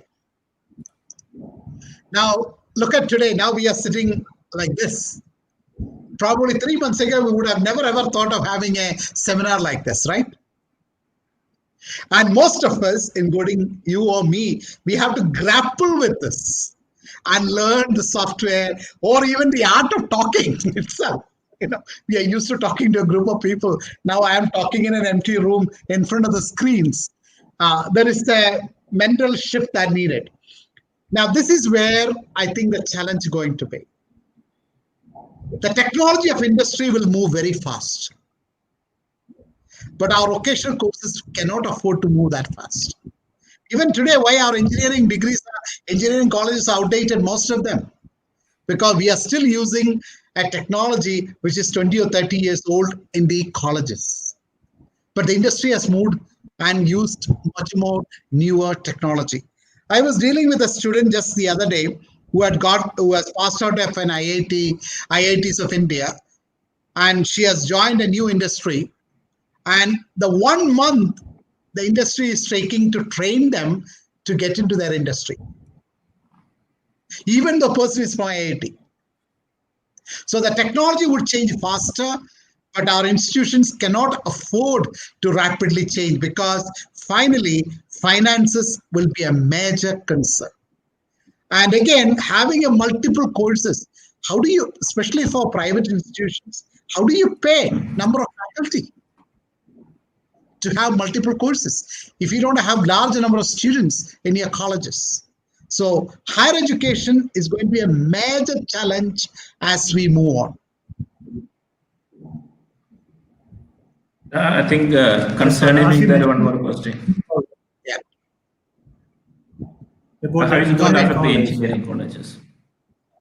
Pardon? So what does NEP state about the situation of engineering colleges and how it's going to improve on that? Actually, we really do not know how things, because the policy does not speak much about it at the moment. There would be the umbrella body which will have to come up with and say, we need to readapt. But can the engineering colleges afford to readapt in a way that is of the 21st century? Who is going to bear the cost? For example, a civil engineering college, If you have to have an earthquake testing machines or a hurricane testing machines, I mean, the cost is enormous. Now we have somewhat tests, but then to what extent are they trained? And the technology of itself is changing of industry, of construction, for example. So I think this policy is also trying to make what we call the early policy had laid down a little more clear that there would be much more internship. That means higher education would be tied up with industry. It will be tuned together so that there will be a lot of internship and less classes. But this policy does not talk that much into that direction. Earlier draft policy talked about more internship programs. Father, what would be the implications of allowing international institutions to have campuses in India? Well, one way it is wonderful. For example, if you're Harvard University or Boston College or any of the colleges having it here, it's a wonderful opportunity. Again, we will be creating a class society again. A person who has come out of Harvard University, every year we may have 2 lakh graduates coming out. An industry who is looking for employees, who will get the preference? So that would be a major issue. And secondly, international companies will come in because for them probably there is no commitment to the nation. So they will pump in money. And they will also take away the profit back. So in a way, it's a good competition, but I do not know if our institutions are adequately prepared to compete. I think we need some more time and prepare our institutions to compete with the global institutions. I think at the moment we are not prepared because we do not have that kind of faculty plus a mindset. Because we need a lot of paradigm shift in higher education. But even though the policy will come, finally it's the same faculty who is going to be there, who is giving notes and trying to correct the answer scripts. So that would be a major challenge. So the challenge is economy, preference of job. Again, we will make the rich richer, poor poorer. Further, kindly elaborate on the academic credit system. If a student drops after first year with a certificate, can he join another university and complete his diploma? Definitely, as it is. I think here they have not mentioned, since it is a 4-year, I presume like the US, which has got 120 credits. Undergraduate degree is basically 120 credits. Currently, we are about 90 credits. So when it's a 4-year degree, it will be about 120 credits. So now that means if you divide that into 4, you have about 30 credits. That means after first year, I will have 30 credits in my pocket. And after 2 years, I decide I want to come back and join somewhere else. I can take this 30 credit and go and join the second year. So technically, yes. But I don't know the practical implication. Because you need a similar core courses in another university. And will they have a possibility of admitting a new person if their people don't drop out? Again, depending on the class strength they're going to be. Today, I was talking to one of the private universities in Noida. Their class strength is 30. They will not admit one student more than 30 in their classes, even for undergraduate English or science, English or any courses like the Western countries, which is 15. So the whole question is, of course, I have the 30 credit in my pocket, I am going, but somebody has to take this and say, I am taking you in. It is like at the moment your polytechnic, those who finish polytechnic, they come to engineering college and join as a lateral entry, right? But many colleges sometimes don't give that lateral entry into an engineering, a student coming in. So possibilities are there. In reality, I don't know how it's going to work out. Because learning is not only individual, it's also the peer group. So when I come into a different peer group, there are a lot of psychological dimensions that need to be there. Now, most of us are in the same cohort, so it becomes much easier. Now, when I come back after 3 years to college, the college has changed, my experience is different, but then my group is gone out. I'm already totally a stranger in a higher education. So do we have, in a school education, they are talked about social workers. But in higher education, they are not talking about counselors, academic counselors, or the others who can facilitate this kind of smooth transition. So that would be a challenge for us.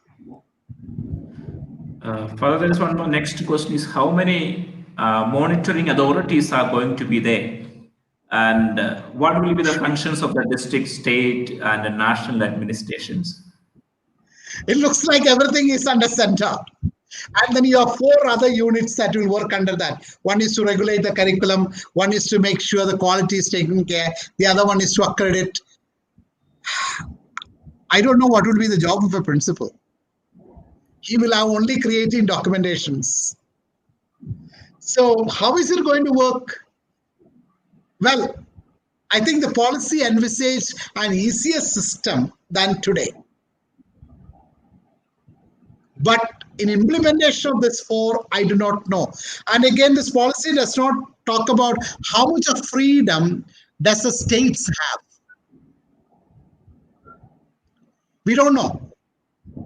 Do the states have the freedom? But then the problem is, if one state takes the freedom, the other state has to accept that degree, right? So there are a lot of practical issues which we are not yet clear. It's easy to scrap UGC.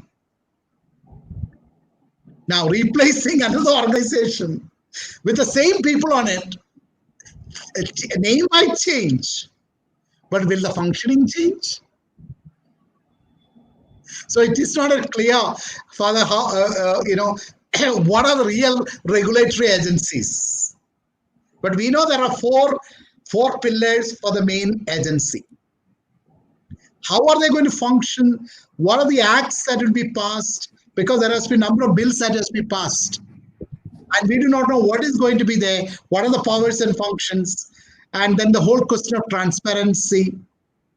Because today there's a lot of money game that is played, even in accreditations. You know, the 7-fold accreditation criteria of the NAC at the moment, that has been again changed. Now we do not know what would be the new form of accreditation, the rubrics for accreditation, which is not spelled out in the policy. Further, with regard to the curriculum, would be there a common curriculum for all the universities across the nation? I don't think so, because even the curriculum will have certain tenets which would be common, because you have 3 types of universities or institutions. So the research university curriculum would be pretty different from a teaching intensive university, and colleges will be different. So now what happens, now if you take, today we have standalone institutions which is about 1100, which includes IIMs, IITs and NITs. Then you have Central University, about 43 or 46 of them. Then you have private state universities. Then we have state private universities. Recently, I was told by a doctoral candidate, a PhD scholar who went for an interview into a Central University, who got a PhD from a private university. The Central University did not accept the PhD of this private university. So curricula will be slightly different, because one is a research intensive, second is teaching intensive, third is mixture of both. So it cannot be same curricula. So, and how is it going to be? Also, it is going to be mixed with or fused with industry readiness.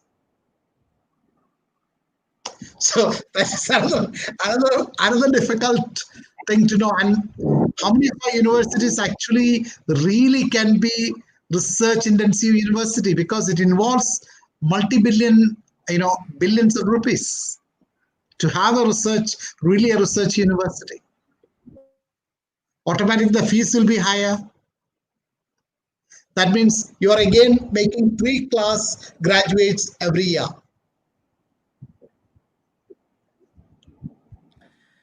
Yes. Yeah, Father, Father, talking about the research, research development is to a large extent dependent on the funds. So, does the even though the policy talks about similar weightage given to both government and private education institutions, is there any talk of fund allocation on a similar basis? They have not mentioned how the fund will be 50-50 or whatever it is. It's not been mentioned. And secondly, I don't know, these days I'm hearing, I don't know how far it's true. Some universities are giving the topic and say, this is the topic that we have for your research. If you are ready to do this topic, you join us. Then there is the whole innovative critical thinking that's happening. So will it bring a scientific inquiry and innovation? Or are we still going to research on something which is not very pertinent? So there are various issues on centralizing the whole research idea itself. And who heads it? And what would be the experience of the person and the bureaucrats or the officials who will be there in that unit who will allot this fund for whether it's a private or public? Again, how these committees are selected. So there's a lot of questions that has been asked. So that's why we need much more wider representation in these committees from different strata of society. Otherwise, all this research can be highly skewed for a particular ethnic group, particular religion, particular political party, or particular benefit of a few. So research funding will be available. Now at the moment, what happens, Father, you have historical research, they have money with them, ICSSR, that is social science research, ICPR, then you have different councils they have, again UGC research funding. So at the moment you DPT, so you have so many different agencies which is giving the funding money, depending on their impetus. Now, if all the money is put together, how is it going to be divided for social sciences and sciences? And within the social sciences, how will the break be? How much for historical or humanitarian researches, psychological research? So those percentages, I don't think has worked out. Probably the government will work it out. As far as regarding the school education and higher education, in view of the NAP, what's your opinion about the adaptability gap between the school education and the higher education system, eventually affecting the one same employment mentality after higher education? I think what I understand, it's not that, of course, higher education says by 2030, 2050 or so, we want 50% of our population to be enrolling themselves into higher education. That means we still have 50% left out who will finish with the class 12. That's definitely going to be there. Now, I'm not sure how much of our teachers are able to make a paradigm shift in teaching. Many of us are still teaching and do assessment as assessment of learning. That kind of freedom has not come in. And with already Father Sunny spoke about quite a lot in the dimension of even language of instruction. Now, regional language, one of the things we will think about, what people like me talk about, children of multi-heritage. Children of multi-heritage means a dad may be from North India, the mom may be from South India. What would be their mother tongue? I am not sure. What would be their language? And they would be shuttling between two places. So there are a lot of issues on this language in India at the moment. So we cannot simply let English language go away in a lower level education. Even though Chomsky and many researchers would say children would grasp better in their mother tongue. But we do have a good percentage of children who are of multi-heritage. We cannot just ignore that. And when we talk about national integration, and when we encourage national integration, there will be more and more possibility of children of multi-heritage. So language is a major concern that is not going to be easily addressed, but it has to be addressed. So there is a gap between, again, by the time you're talking about higher education, you're talking about another 15 years later. This paradigm shift starts with early education. It will take us next 15 years for this batch to enter into a first year of degree. So that means we are looking at 2035 is, in a way, we are going to get the first batch of students who, in a way, has gone through the new national education policy into the higher education. That's a long time. So meantime, there will be a lot of adaptation happening. You know, all our policies so far has been wonderful. And many of our policies have never been implemented. And I'm sure many of the dimensions of the policy will remain as a policy because we need something to talk about it after 20 years again, right?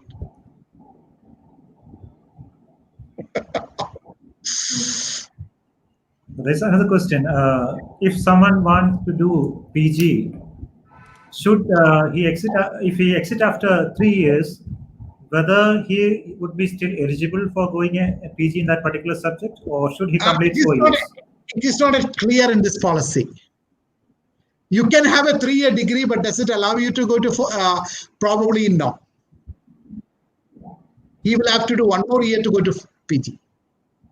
But it's not, I think that is the reading in between the line.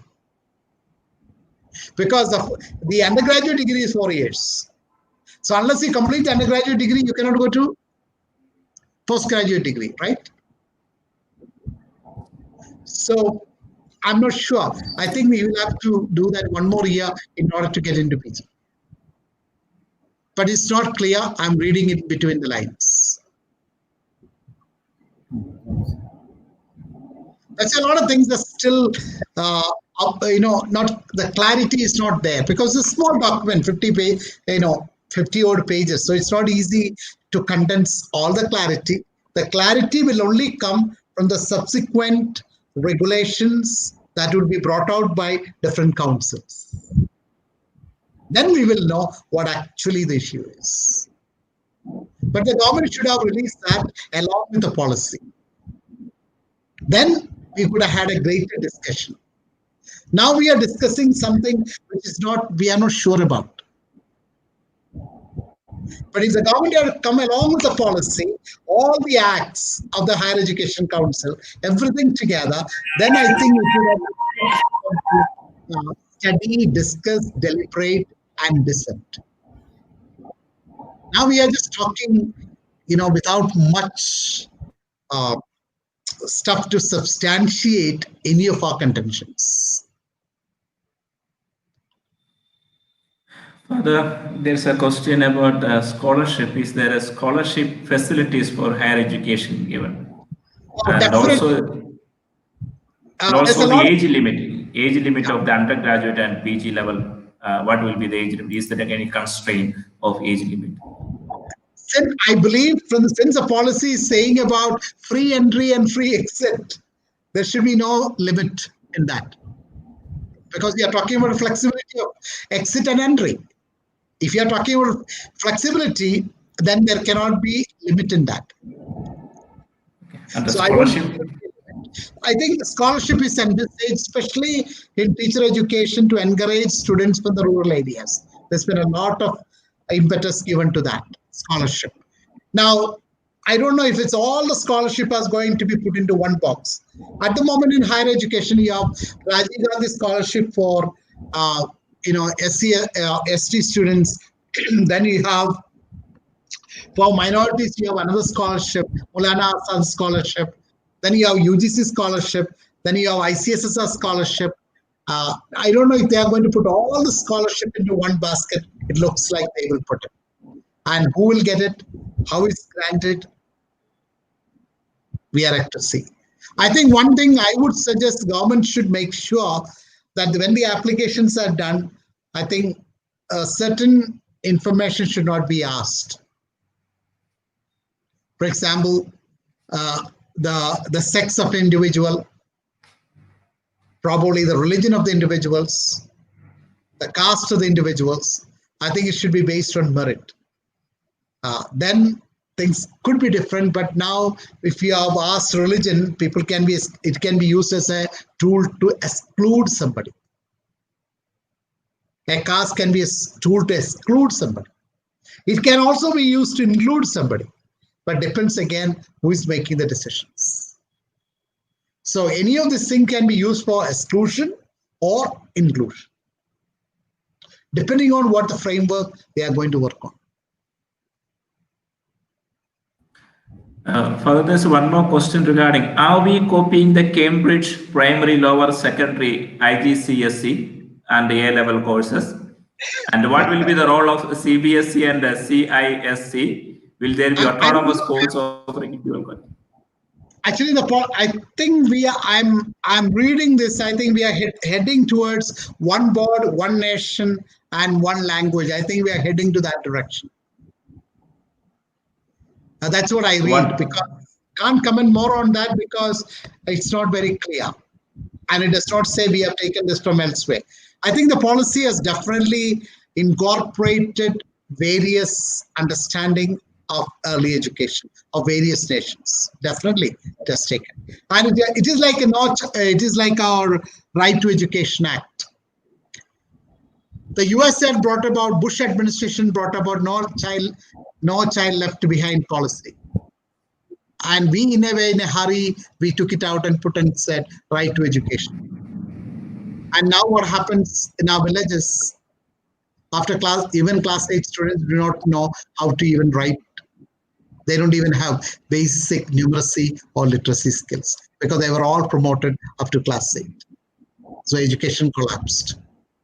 Villages education has collapsed. So we will have more watchmen and drivers and gardeners and, so we are not sure about these things when we go ahead. Unless, as I said, directions come forward and say now NCERT is the role of SCERT, NCERT, then accreditation councils, all this has to be clarified and say how much is the role of the state, how much is the role of the center, and what happens to people who go on a transfer, especially central government employees who may be employed in any part of the country for 2 years or 3 years. What happens to their children? So is it going to be same continuation of the different boards? Or is it going to be one single board? Or each state will have their own board? I think the policy does not clarify that. But since they are talking about flexibility in education, I think it's understood that this board should continue to exist. But it's not clear. Even this policy does not talk about private schools often. It's talking about philanthropic schools. The terminology is quite dangerous. So what happens to a lot of private schools? Are they philanthropic? I don't know. And what determines to be philanthropic? And what is the rubrics to determine the school is philanthropic and this is not? So that those kind of terminology is very misleading and can be used this way or that way.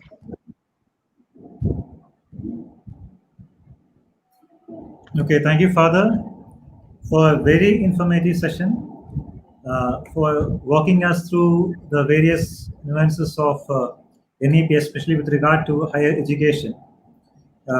Moving on, I would request Archbishop, His Grace Dr. Victor Henry Thakur, give his concluding remarks.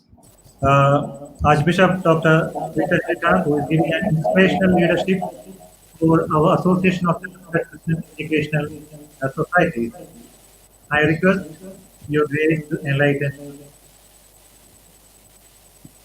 Good evening to all of you, and we have been very much enlightened, and we have achieved what we wanted through this virtual workshop, because we did not want to just wait and watch what is going to happen, but we wanted to be more informed so that we can equip ourselves to face the coming challenges and difficulties.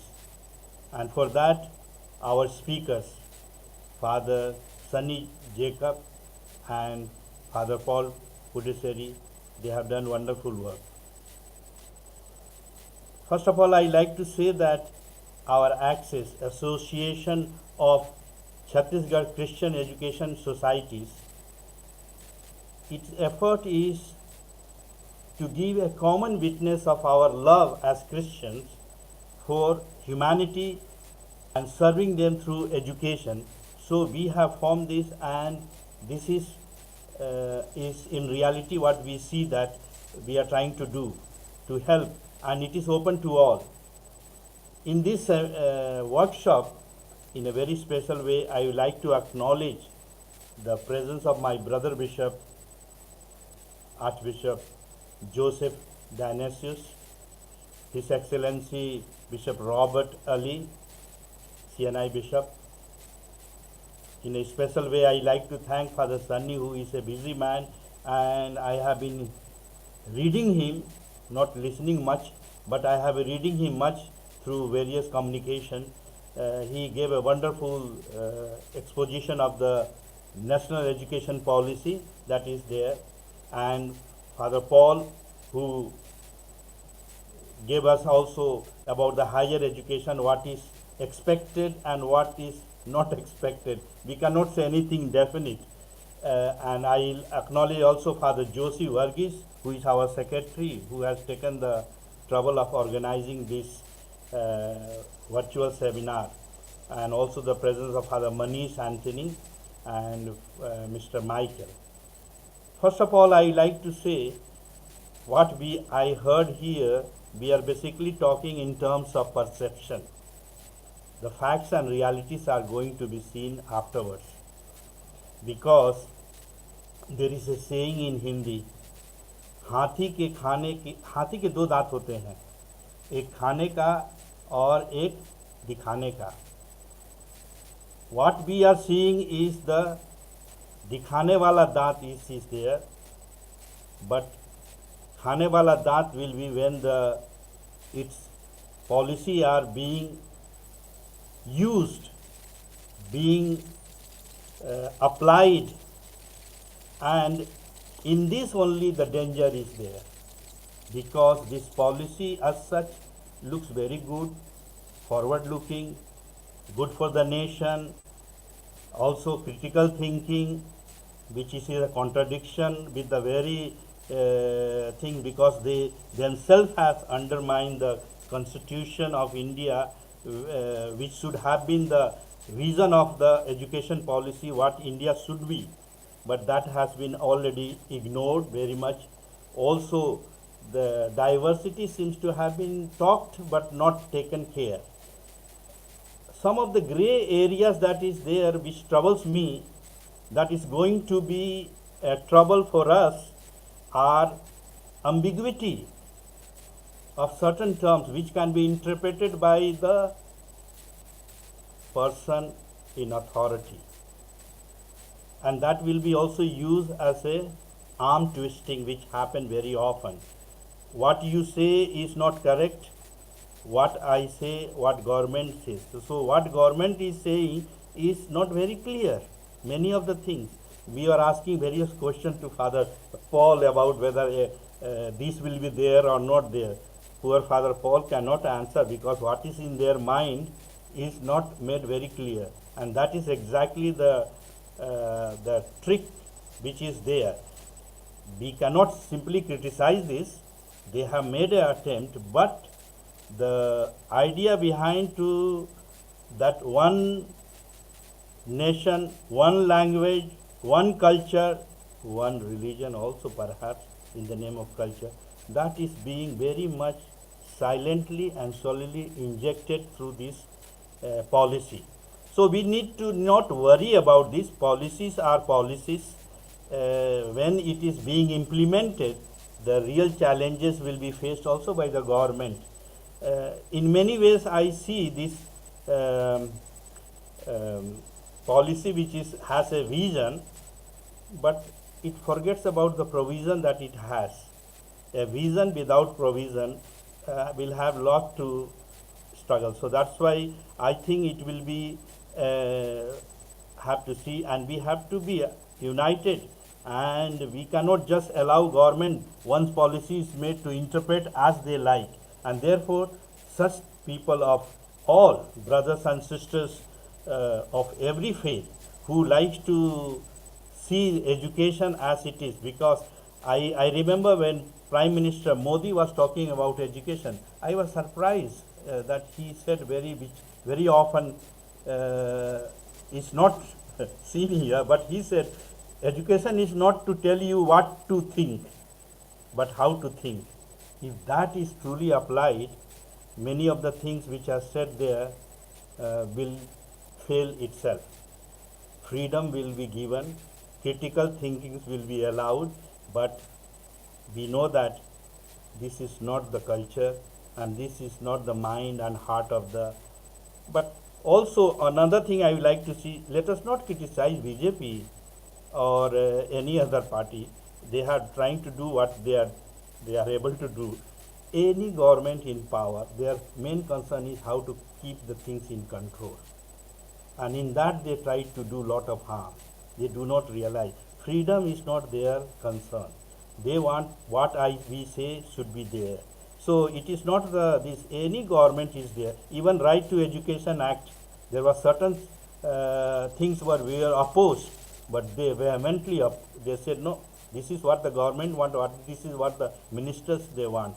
Many things which were there. So it is not the BJP or anything. Any government in power, they like to have a full control over not only on the institution, if they can have also on the individual.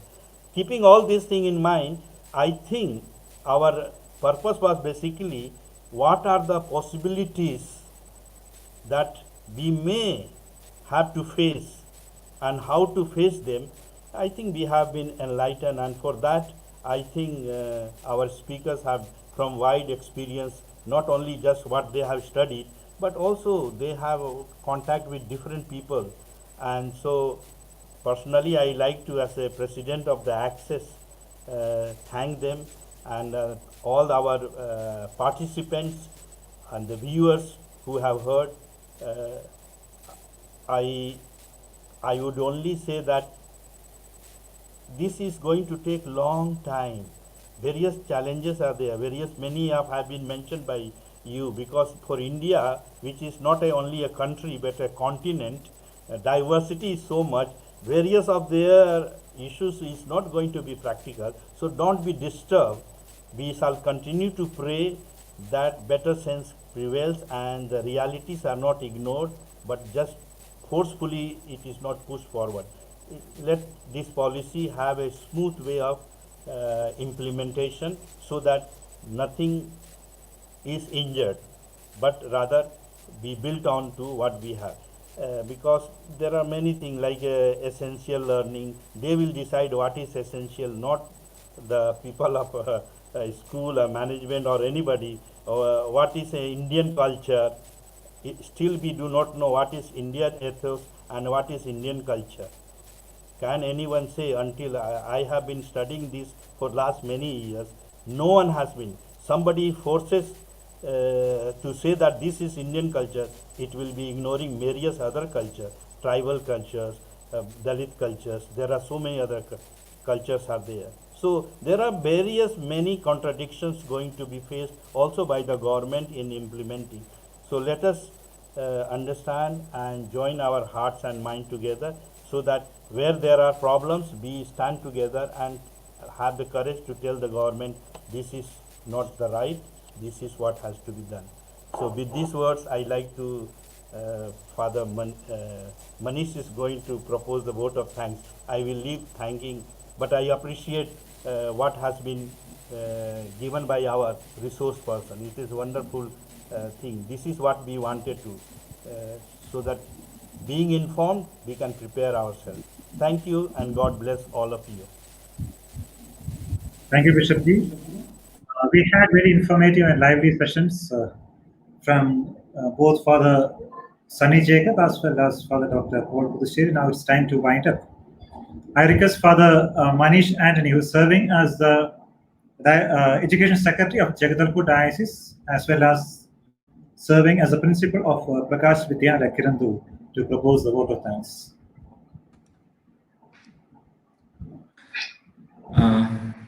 Your Excellencies, Bishop His Grace Victor Henry Thakur, Archbishop of Raipur, His Grace Joseph Mar Dionysius Metropolitan, the President of MGM Group of Education Institutions and as Vice Principal of Access, and His Grace Robert Ali, the Bishop of CNI Church in Chhattisgarh Diocese, Father Joshi Varghese, and our very nice resource persons, Reverend Father Sunny Jacob SJ and Father Paul Puducherry, CSE. I think we were attending Unlock NEP 2020. I think these fathers, Father Sunny Jacob and Father Paul Puducherry, really unlocked it. Really unlocked the NEP 2020 before us. We were looking for this policy with a lot of anxieties and with a skeptic mind, doubtful minds, how it will be affecting us as we are running private institutions, minority institutions, all that. Both these fathers have very well explained what is this National Education Policy 2020. First of all, Father Sunny Jacob SJ, he's a secretary of the Jesuit Education Association of South Asia, and eminent person in the field of education, and very well explained the vision and other parts of the school education, part by part, topic-wise, very nicely presented. And also presented at the end, he also presented our concerns, what is our concerns, all these things. Dear Father, your presentation was super enriching and very well, expressive to all of us. Thank you very much, Father Sunny Jacob, for unlocking this NEP before us. Okay, thank you, Father. Thank you very much. And then to next, Father Paul Puducherry. He is a former HOD, head of the department at Don Bosco University, Guwahati at Assam. Father very nicely explained from the assessment to education, higher education institutions, and the how the technology is involved in this internationalization and adult education, everything. Topic wise topic, and very well explained, very nicely part by part. And Father, it was very informative and very enriching. Father Paul, thank you very much for your presence and experience. Thank you. And both the fathers, thank you very much for your time you spent with us and your presence and very enriching and nice sessions. Thank you very much for this, fathers. I would like to thank our dear bishops, who is our backbones, all these associations, Access and MGM Group of Associations. And His Grace, Dr. Victor Henry Thakur, our bishop, yes, as Bishop Joseph Dionysius explained, is our bishop, our archbishop, and he is the president of the Access. Bishop, thank you very much for your timely and continuous support for these associations and these timely corrections and support. And next, His Grace Joseph Mar Dionysius Metropolitan. He is the president of MGM Group of Education Institutions. Dear Bishop, thank you very much for your presence and your support to us. And also His Grace Robert Ali, the Bishop of CNI Church, Chhattisgarh Diocese. Bishop, your presence and your valuable message, thank you very much being with us. And is a person, Father Joshi Varghese, is an unavoidable person. I think a person who he keeps us united in Chhattisgarh as a Secretary of Christian Education Institutions and Secretary of Access. Thank you, Father Joshi Varghese, for arranging this, organizing this, and controlling all this, inviting all this, controlling all the bishops, our fathers and sisters, everyone bringing us together for this webinar. Father, thank you very much. Thank you very much. And also, I thank all the fathers, education secretaries, principals, fathers and sisters, and the teachers, and all my dear friends who attended this. And I know that with these 2 hours of section, 15 minutes of sessions, we are all enriched.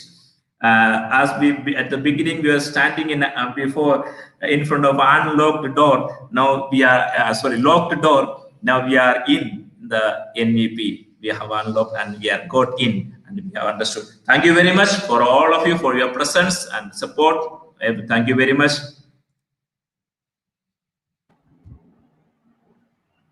Thank you, Father. Thank you, everyone.